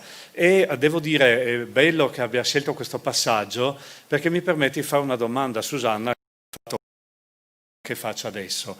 Vi sarete resi conto che lei racconta una cosa che solo una persona che ha una sensibilità di vicinanza al mondo delle api, degli insetti, può raccontare, cioè quanto deve essere scioccante per chi abita un'arnia essere scoperchiato appunto all'improvviso con l'arrivo della luce, quando fino a quel momento è stato il buio. Ecco, Susanna ha un grande amore, una grande conoscenza e competenza sugli insetti, sul mondo della natura da sempre, direi, da quando era bambina, e tra l'altro durante proprio il periodo in cui siamo stati tutti chiusi dentro in quarantena ha iniziato a fare una bellissima serie di video, di spiegazioni ogni volta su un insetto, su un mondo diverso. Ecco, come è nata questa tua, perché tu hai una formazione anche molto letteraria, insomma, hai letto molto. Sì, ho letto molto, ma io da piccola, come io mi sono sempre vista come naturalista, io non mi sono mai immaginata nella mia vita futura e tuttora come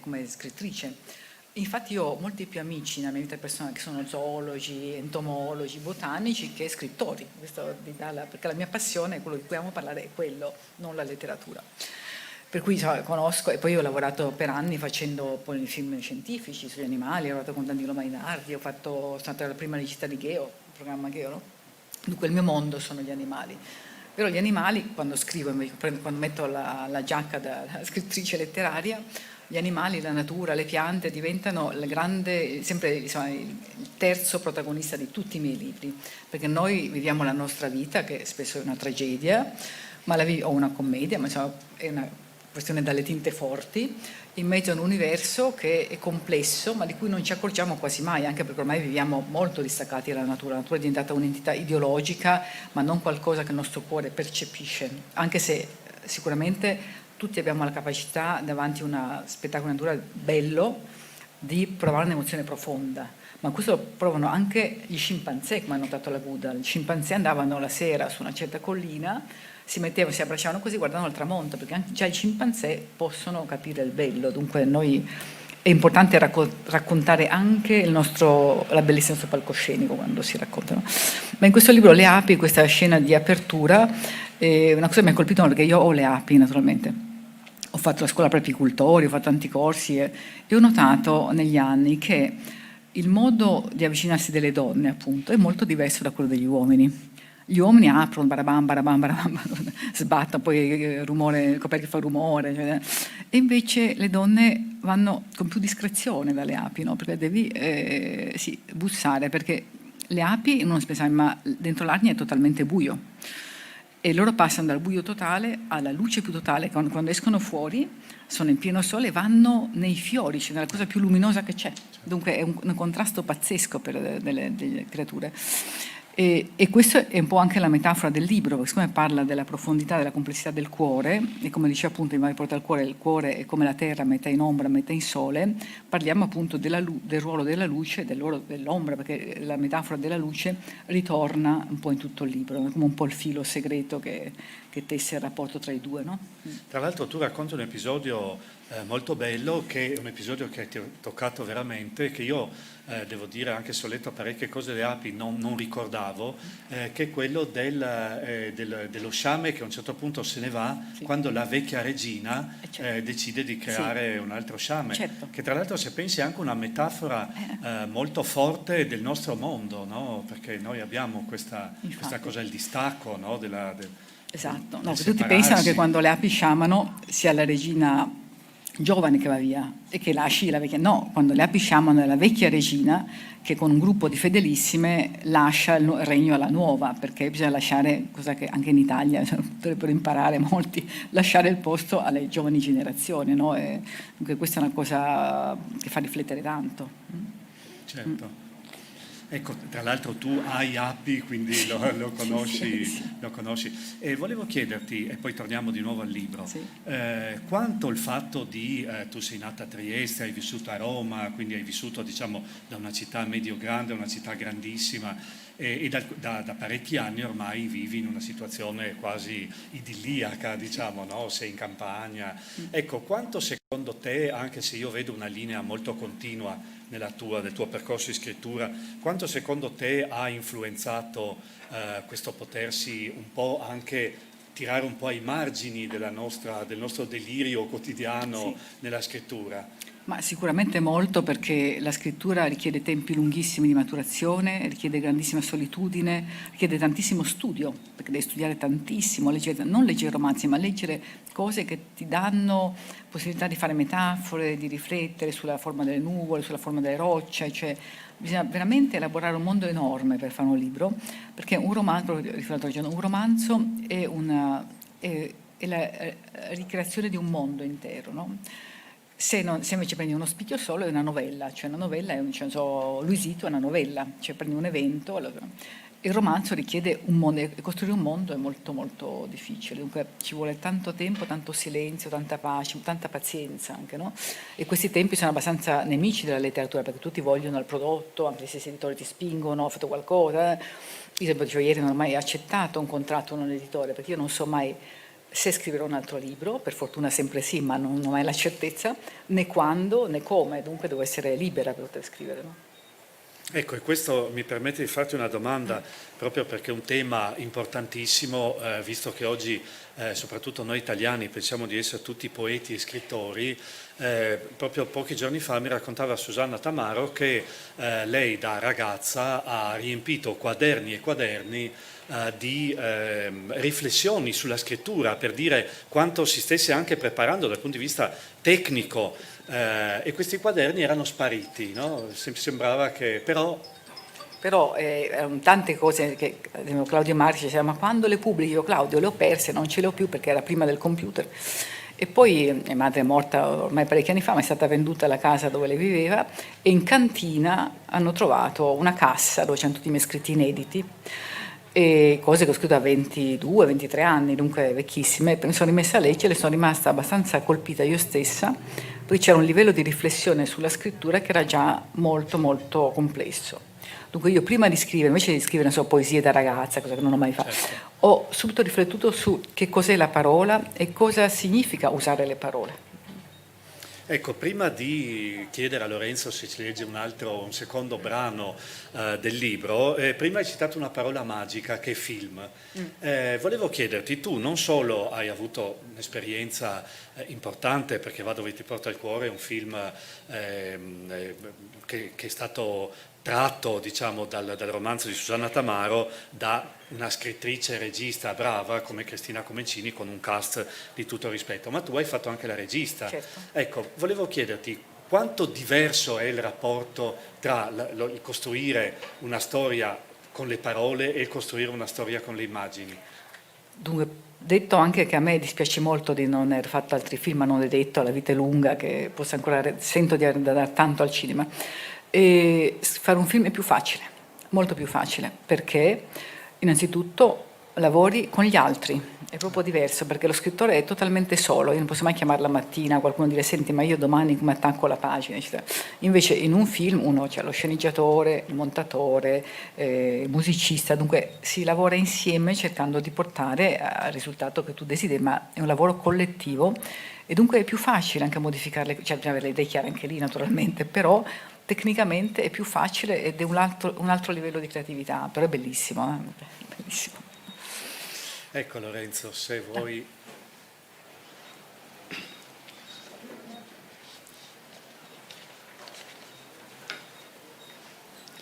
La sera stessa sono ripartito per il Pireo. Quel viaggio che facevo da un bel po' di anni senza provare neppure un po' di noia, a un tratto mi pareva insopportabile. Tutto mi irritava, tutto mi infastidiva.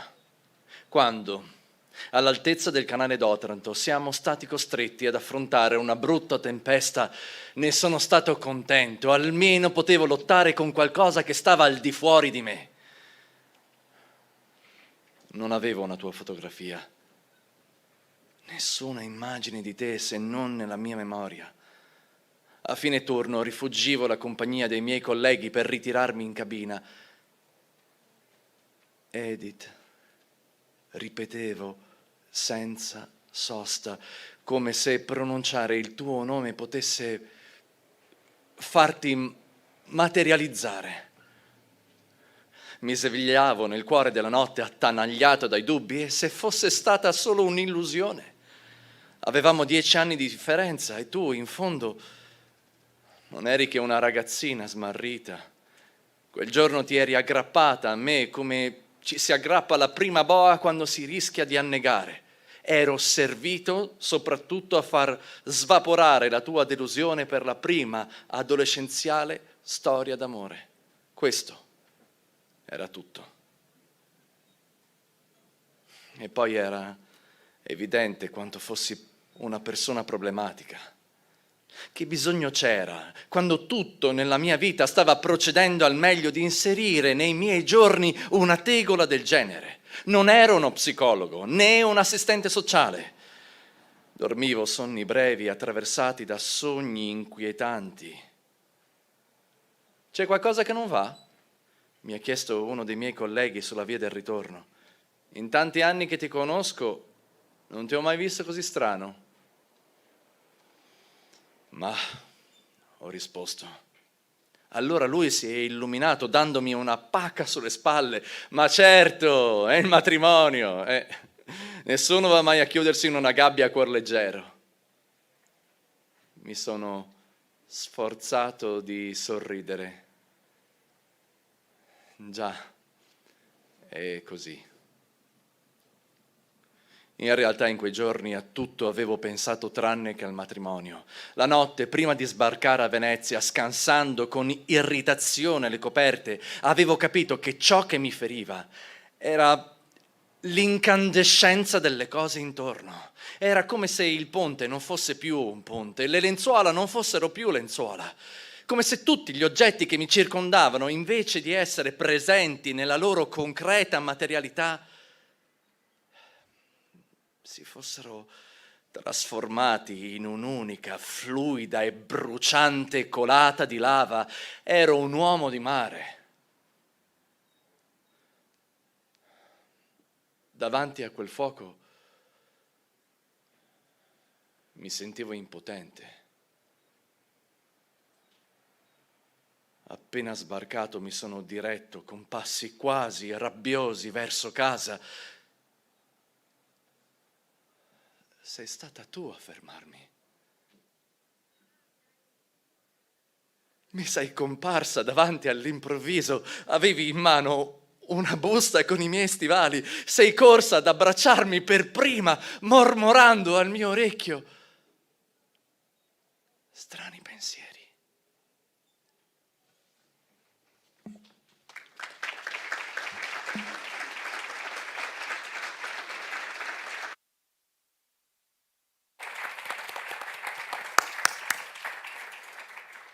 C'è un critico letterario, uno studioso di letteratura, che ha fatto un tentativo anni fa, dividere gli scrittori tra scrittori di mare, scrittori di terra, di montagna. Ovviamente un esperimento, insomma, un po' come potete immaginare, perché Italo Calvino dove lo mettete tra i scrittori di città, gli scrittori di campagna, è un po' difficile. Questo per chiederti, in questo romanzo c'è molto mare, ma non è un mare paesaggio, è un mare perturbante, un mare alla Bergman, non so come dire. Ecco, quanto c'è il mare, essendo tu nata in una città di mare, nel tuo immaginario? Beh, la prima volta, credo, in cui parlo del mare, nei miei libri, credo, ed era appunto un protagonista che mi mancava, perché io appunto sono cresciuta a Trieste e dunque il mare è sempre fatto del mio orizzonte, parte del mio orizzonte. Adesso, dopo una certa età, ho cominciato a tornare a Trieste per dei periodi perché ho bisogno del mare, ho bisogno del mare. E in più io ho molto amato, ma amo viaggiare per mare. Se potessi fare il giro del mondo in nave, cioè se non ci fosse quelle abominevoli navi di crociere, a cui non metterei mai piede, ma mi piacerebbe fare il giro del mondo con la nave perché il mare è qualcosa che mi dà una grande pace anche, una grande pace. E per questo ho avuto, finalmente, dovevo anche cambiare ambiente, perché anche a livello di descrizione uno scrittore deve rinnovarsi, se no si ripete inevitabilmente, e il mare non l'ho mai affrontato e forse in questa parte della mia vita anche è giusto ci sia più mare, perché da giovani il mare fa in qualche modo anche un po' paura, no? Invece invecchiando il mare ti dà anche una sorta di quiete. Mi ricordo per il mio 50° compleanno ho fatto un grande viaggio per mare e il 12 dicembre ero nell'Oceano Indiano e c'erano delle onde magnifiche, le onde dei mari grandi sono diverse dalle onde dei mari piccoli, perché il mare piccolo, come dice Andrea, è come un catino, se si scuote, invece gli oceani hanno queste onde che sono come un grande respiro, no? E c'era questa luce, poi c'erano dei branchi di pesci volanti che volavano al suolo dell'acqua ed era una cosa di enorme pace, no? Tanto quanto il mare può fare anche paura, fa assolutamente paura, però c'è anche questa cosa di così primaria di pace. Ecco, questo tuo ritrovare nel tuo orizzonte letterario il mare ti riporta un po', tu sei tutto sommato l'erede di una grande tradizione letteraria, no? Perché la tradizione letteraria della nostra regione, del nostro mondo, di quella che veniva chiamata la Mitteleuropa, è credo una tradizione che ha dato lezioni di letteratura e di cultura al mondo intero, insomma. Ecco, io vorrei che tu ci regalassi un ricordo molto bello, di quando tu eri una ragazza e a Trieste c'erano ancora delle figure che molti di voi ricorderanno, come Giorgio Voghera, per esempio, questo grande scrittore ebreo che si è sempre sottratto alla notorietà, che addirittura pensate che ha pubblicato un libro che Il segreto come anonimo triestino, fingendo che l'avesse scritto suo padre, ma era la sua storia, l'aveva scritto lui, e fino alla fine ha negato che questo libro l'avesse scritto lui per pudore, perché non... Ecco, tu li hai visti dal vivo, li hai conosciuti? Certo, io ho avuto la fortuna di vivere l'ultimo spicchio, se così si può dire, di Mitteleuropa, perché quando ho scritto il mio primo libro, io appunto ero naturalista, io stessa sono rimasta sorpresa perché non sapevo cosa fare di un libro, no? E allora mia nonna, che conosceva Voghera perché era coetanea, si conoscevano fin da giovani, che mi ha detto dai, dobbiamo andare al Caffè San Marco a farlo leggere a Voghera, perché lui se ne intende di letteratura.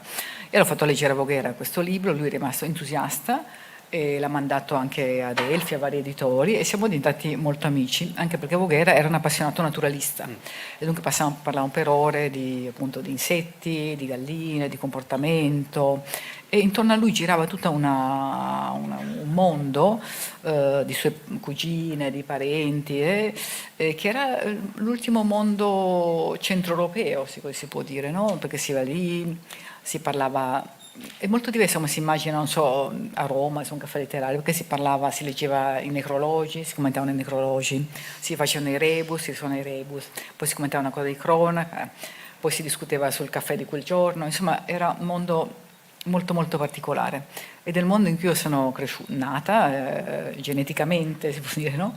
Letterariamente, e lui mi ha portato proprio a entrare nel mondo letterario, perché grazie a lui il mio libro l'ho pubblicato molti anni dopo, però lui ha capito subito che avevo talento e c'è stata una grandissima affinità, tant'è che a un certo punto sono stata a vivere in kibbutz, perché lui mi aveva detto, perché lui aveva vissuto tanti anni in kibbutz, e allora lui mi ha detto ma perché non va? Dico allora sì, c'erano sempre ricorrente del lei, e su suo suggerimento ho vissuto un periodo in kibbutz. Ecco, quando i giornalisti ti intervistano in generale ti chiedono sempre delle arti marziali, perché tu per tanti anni hai fatto e tuttora pratichi appunto arti marziali, ma non ti chiedono mai della tua grande passione per le biciclette. Io che sono un appassionato di bici te lo chiedo perché Susanna Tamaro ha alcuni pezzi da collezione che ha restaurato lei, quindi che li ha presi tante volte dai cassonetti, perché ormai noi buttiamo via tutto e li ha riportati a nuova vita come fossero dei gioielli, ma c'è un'evoluzione, diciamo, nella tua passione per la bici. Posso dire anche molto che io poi, avendo passato 8 anni della mia vita in Friuli, la bicicletta fa parte della mia memoria storica, non solo, ma io conosco tutti gli insetti, conosco anche tutte le marche di biciclette, cioè io anche qua vado e dico, questa è una Ceres, questa è una Stella Veneta, dunque ho un catalogo mentale pazzesco.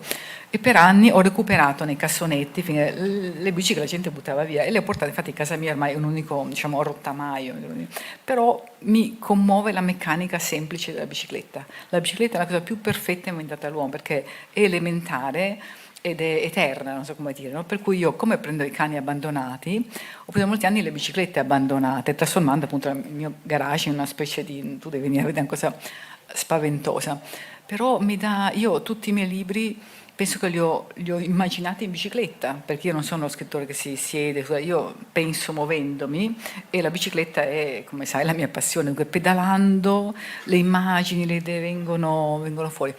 E adesso ho dei pezzi, tra l'altro una cosa commovente, che io, di memorie cicliste, quando sono andata in prima media qua a Udine, mia madre mi comprò una bicicletta per andare a scuola, perché in Friuli si va a scuola, si va in bicicletta, insomma, no? E questa bicicletta che credevo perduta, come il manoscritto ritrovato a Saragozza, me lo sono ritrovata qualche mese fa a casa di un lontano parente e mi ha detto, ma secondo me questa bicicletta è tua, la guardo e c'era scritto Bici Rossi Udine, e tra la mia bici che ormai ha 50 e passa anni, l'ho portata a casa ovviamente, l'ho messa a posto e adesso vado in giardino con la bicicletta. Dunque le biciclette sono la memoria della mia vita. L'unico è che non ho nessuno a cui lasciarle, non ho nessun erede che ama le biciclette, farò una donazione a qualche museo. Ma questo è anche la cura, perché come tu curi loro curano te. Diciamo, sì, no? Io ho cani abbandonato, ma io ho anche adottato tante piante buttate nella spazzatura, perché non sopporto che vengano buttate via. Alle volte apro i cassonetti quando sono in città e vedo le piante ancora qualcosa del fioraio intorno, ma questa pianta, se la porto quasi morta, che nessuno pensa che le piante con un ricevuto le devi bagnare, no? Io ho tutta una parte del giardino che è delle piante salvate, le piante più improbabili, ma le metto in terra e tutte sono molto felici di continuare a vivere.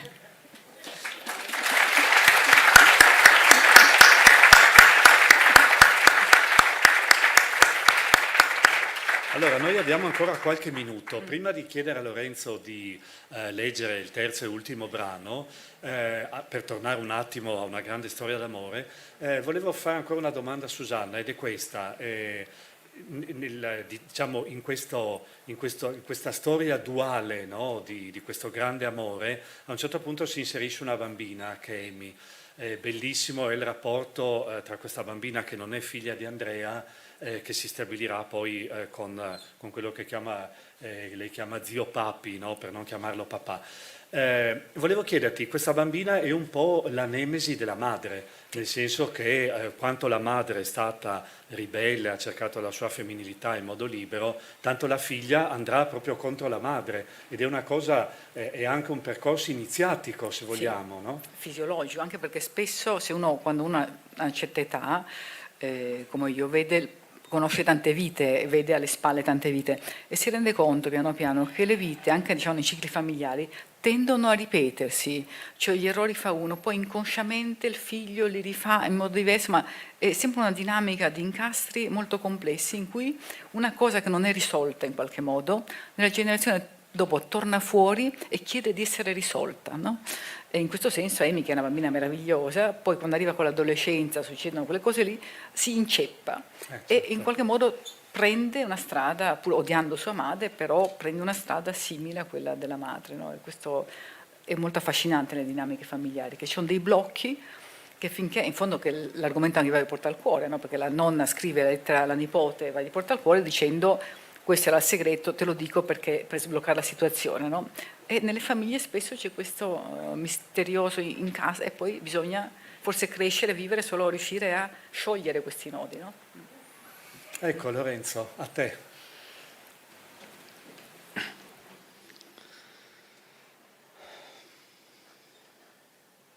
Che cosa stava succedendo dentro di me? Non riuscivo a capirlo con chiarezza. In quei mesi non c'era stato alcun tipo di turbamento tra di noi. Avevamo camminato una accanto all'altra come due persone legate da profonda amicizia. Durante le nostre gite mi raccontavi delle tue scoperte, dei tuoi pensieri, dei libri che leggevi. Il sarcasmo di una volta compariva soltanto a tratti ed era sempre intriso di una certa amarezza. Le persone non sono quello che dicono di essere, ripetevi delusa. C'era una profonda esigenza di verità in te. Ciò che cercavi ovunque era una sola dimensione: falsità, doppiezza, ambiguità, non ti appartenevano in alcun modo. Ascoltandoti, piano piano mi stavo rendendo conto che era stata proprio quella esigenza ad averci unito in modo così profondo. Quando io mi ero ribellato al mio destino di avvocato, avevo rifiutato una strada che non sentivo vera per me. E l'aver scelto il mare non era forse, ancora una volta, un desiderio di confrontarmi con un mondo che era comunque reale? Nel confronto con gli elementi non è possibile alcuna forma di finzione.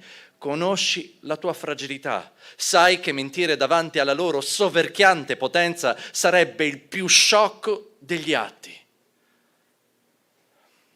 Contemplare l'orizzonte del mare anziché fissare la porta dello studio in attesa che si apra ed entri un cliente. Vedere ogni giorno sorgere e tramontare il sole e non finire mai di stupirsi di questo spettacolo a un tempo umile e grandioso. Non smettere di essere grati alla sua regolarità. Tutto questo non corrispondeva al tuo naturale istinto di scarnificare ogni cosa.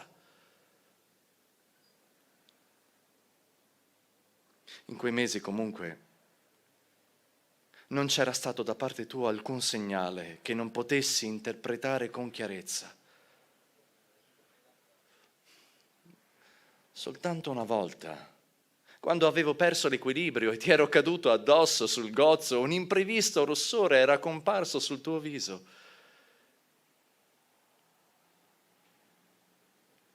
Era questo il perdono? Mi chiedevo ogni tanto. scoprire con pazienza le ragioni più profonde dell'altro. Tra noi anni prima era divampato il fuoco della passione. Mentre ardeva non eravamo stati sfiorati dal sospetto che dopo l'ebbrezza sarebbe arrivata la distruzione. Eppure anche un bambino sa che quando la legna finisce il fuoco si spegne, come sa che se nessuno lo custodisce una scintilla può fuggire dal camino, trasformarsi in fiamma e divorare in breve l'intera struttura di una casa.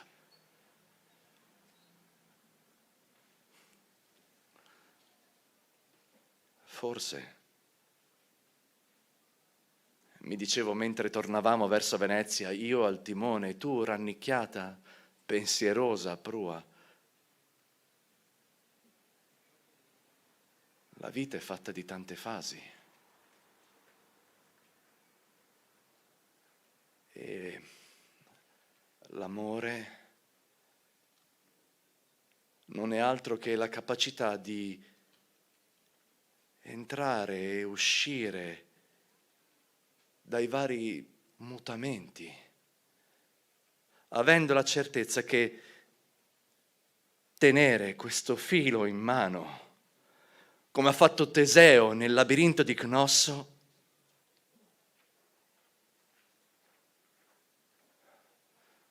sia l'unico modo per salvarsi.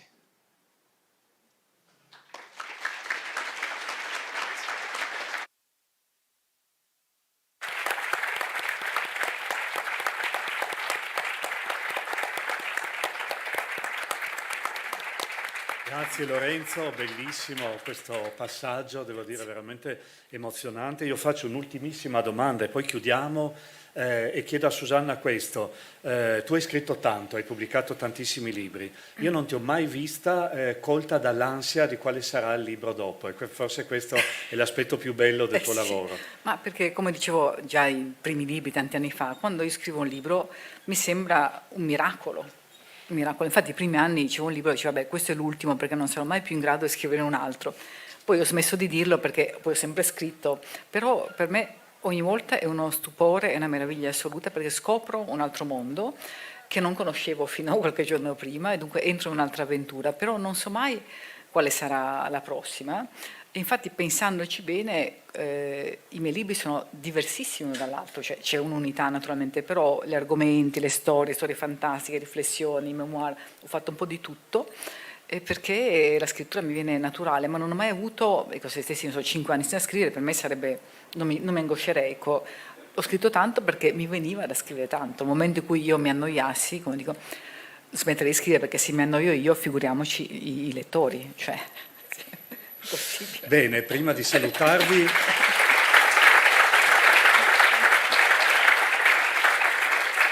vi ricordo solo che siccome quest'anno non si può fare purtroppo il firmacopie, Susanna Tamaro ha già firmato delle copie del libro, se volete acquistarlo io ve lo consiglio vivamente. Grazie Susanna e grazie a Lorenzo Zuffi e vi auguro una buona giornata. Grazie.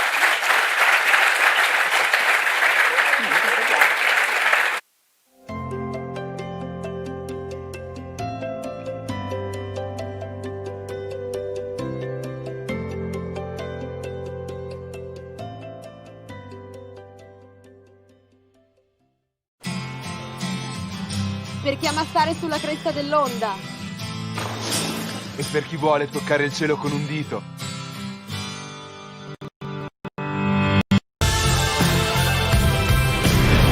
Das trek immer Sport nach Körbe. Aber man kann so gut nicht Nein sagen.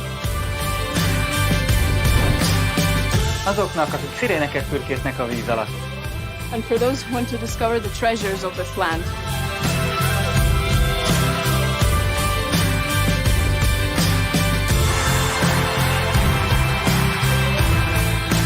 Vse to je tudi Furlanija Julijska krajina.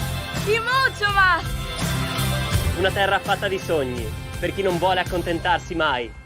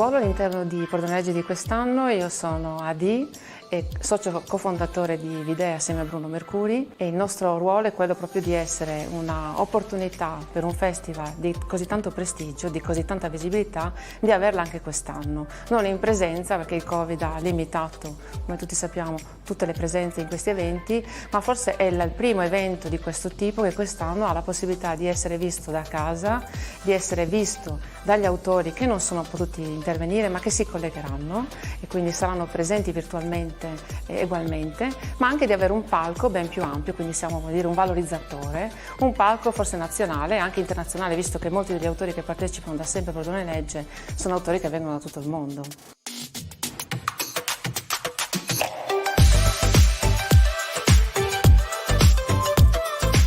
Le forze che abbiamo messo in campo sono mutuate dal mondo broadcast e quindi significa che abbiamo una squadra di 15-20 persone, abbiamo messo 3 regie fisse in 3 location che controllano e riprendono gli interventi, oppure addirittura abbiamo la possibilità di vedere i collegamenti, e ciascuna di queste location ha la possibilità di avere lo streaming in diretta. Quindi la cosa veramente particolare è che mentre l'evento accade, gli spettatori, i fruitori, gli appassionati dei libri e non solo, ma anche semplicemente i curiosi di queste persone che si mettono in gioco raccontando la loro opera, hanno la possibilità di ascoltarli in diretta, e quindi è un flusso che durerà tutta la giornata, non solo sul sito di PN Legge, su Pordenone Legge TV, ma anche su Facebook, e quindi c'è anche la possibilità di vedere quanto ciascun autore è piaciuto e di gestirlo proprio in termini social in diretta. Qualche aneddoto curioso accaduto in questi giorni, sicuramente una cosa che mi ha molto divertito è vedere una delle bellissime persone che lavorano con noi, che si è postato con le dita, le corna, il guanto, e sotto ha scritto una cosa che è molto vera, che è: una settimana di riprese culturali capita ogni tantissimo. Perché noi siamo impegnati in 1000 cose, è un'azienda che fa Formula 1, fa reality, fa le produzioni broadcast, fa il calcio, fa molto intrattenimento, ma da tanto tempo non è così frequente fare attività culturale e riprendere soprattutto una settimana intera di un evento culturale. E posso aggiungere ogni tantissimo, capita di poterlo fare qui, a casa, a Pordenone, in regione, ed è veramente un orgoglio infinito.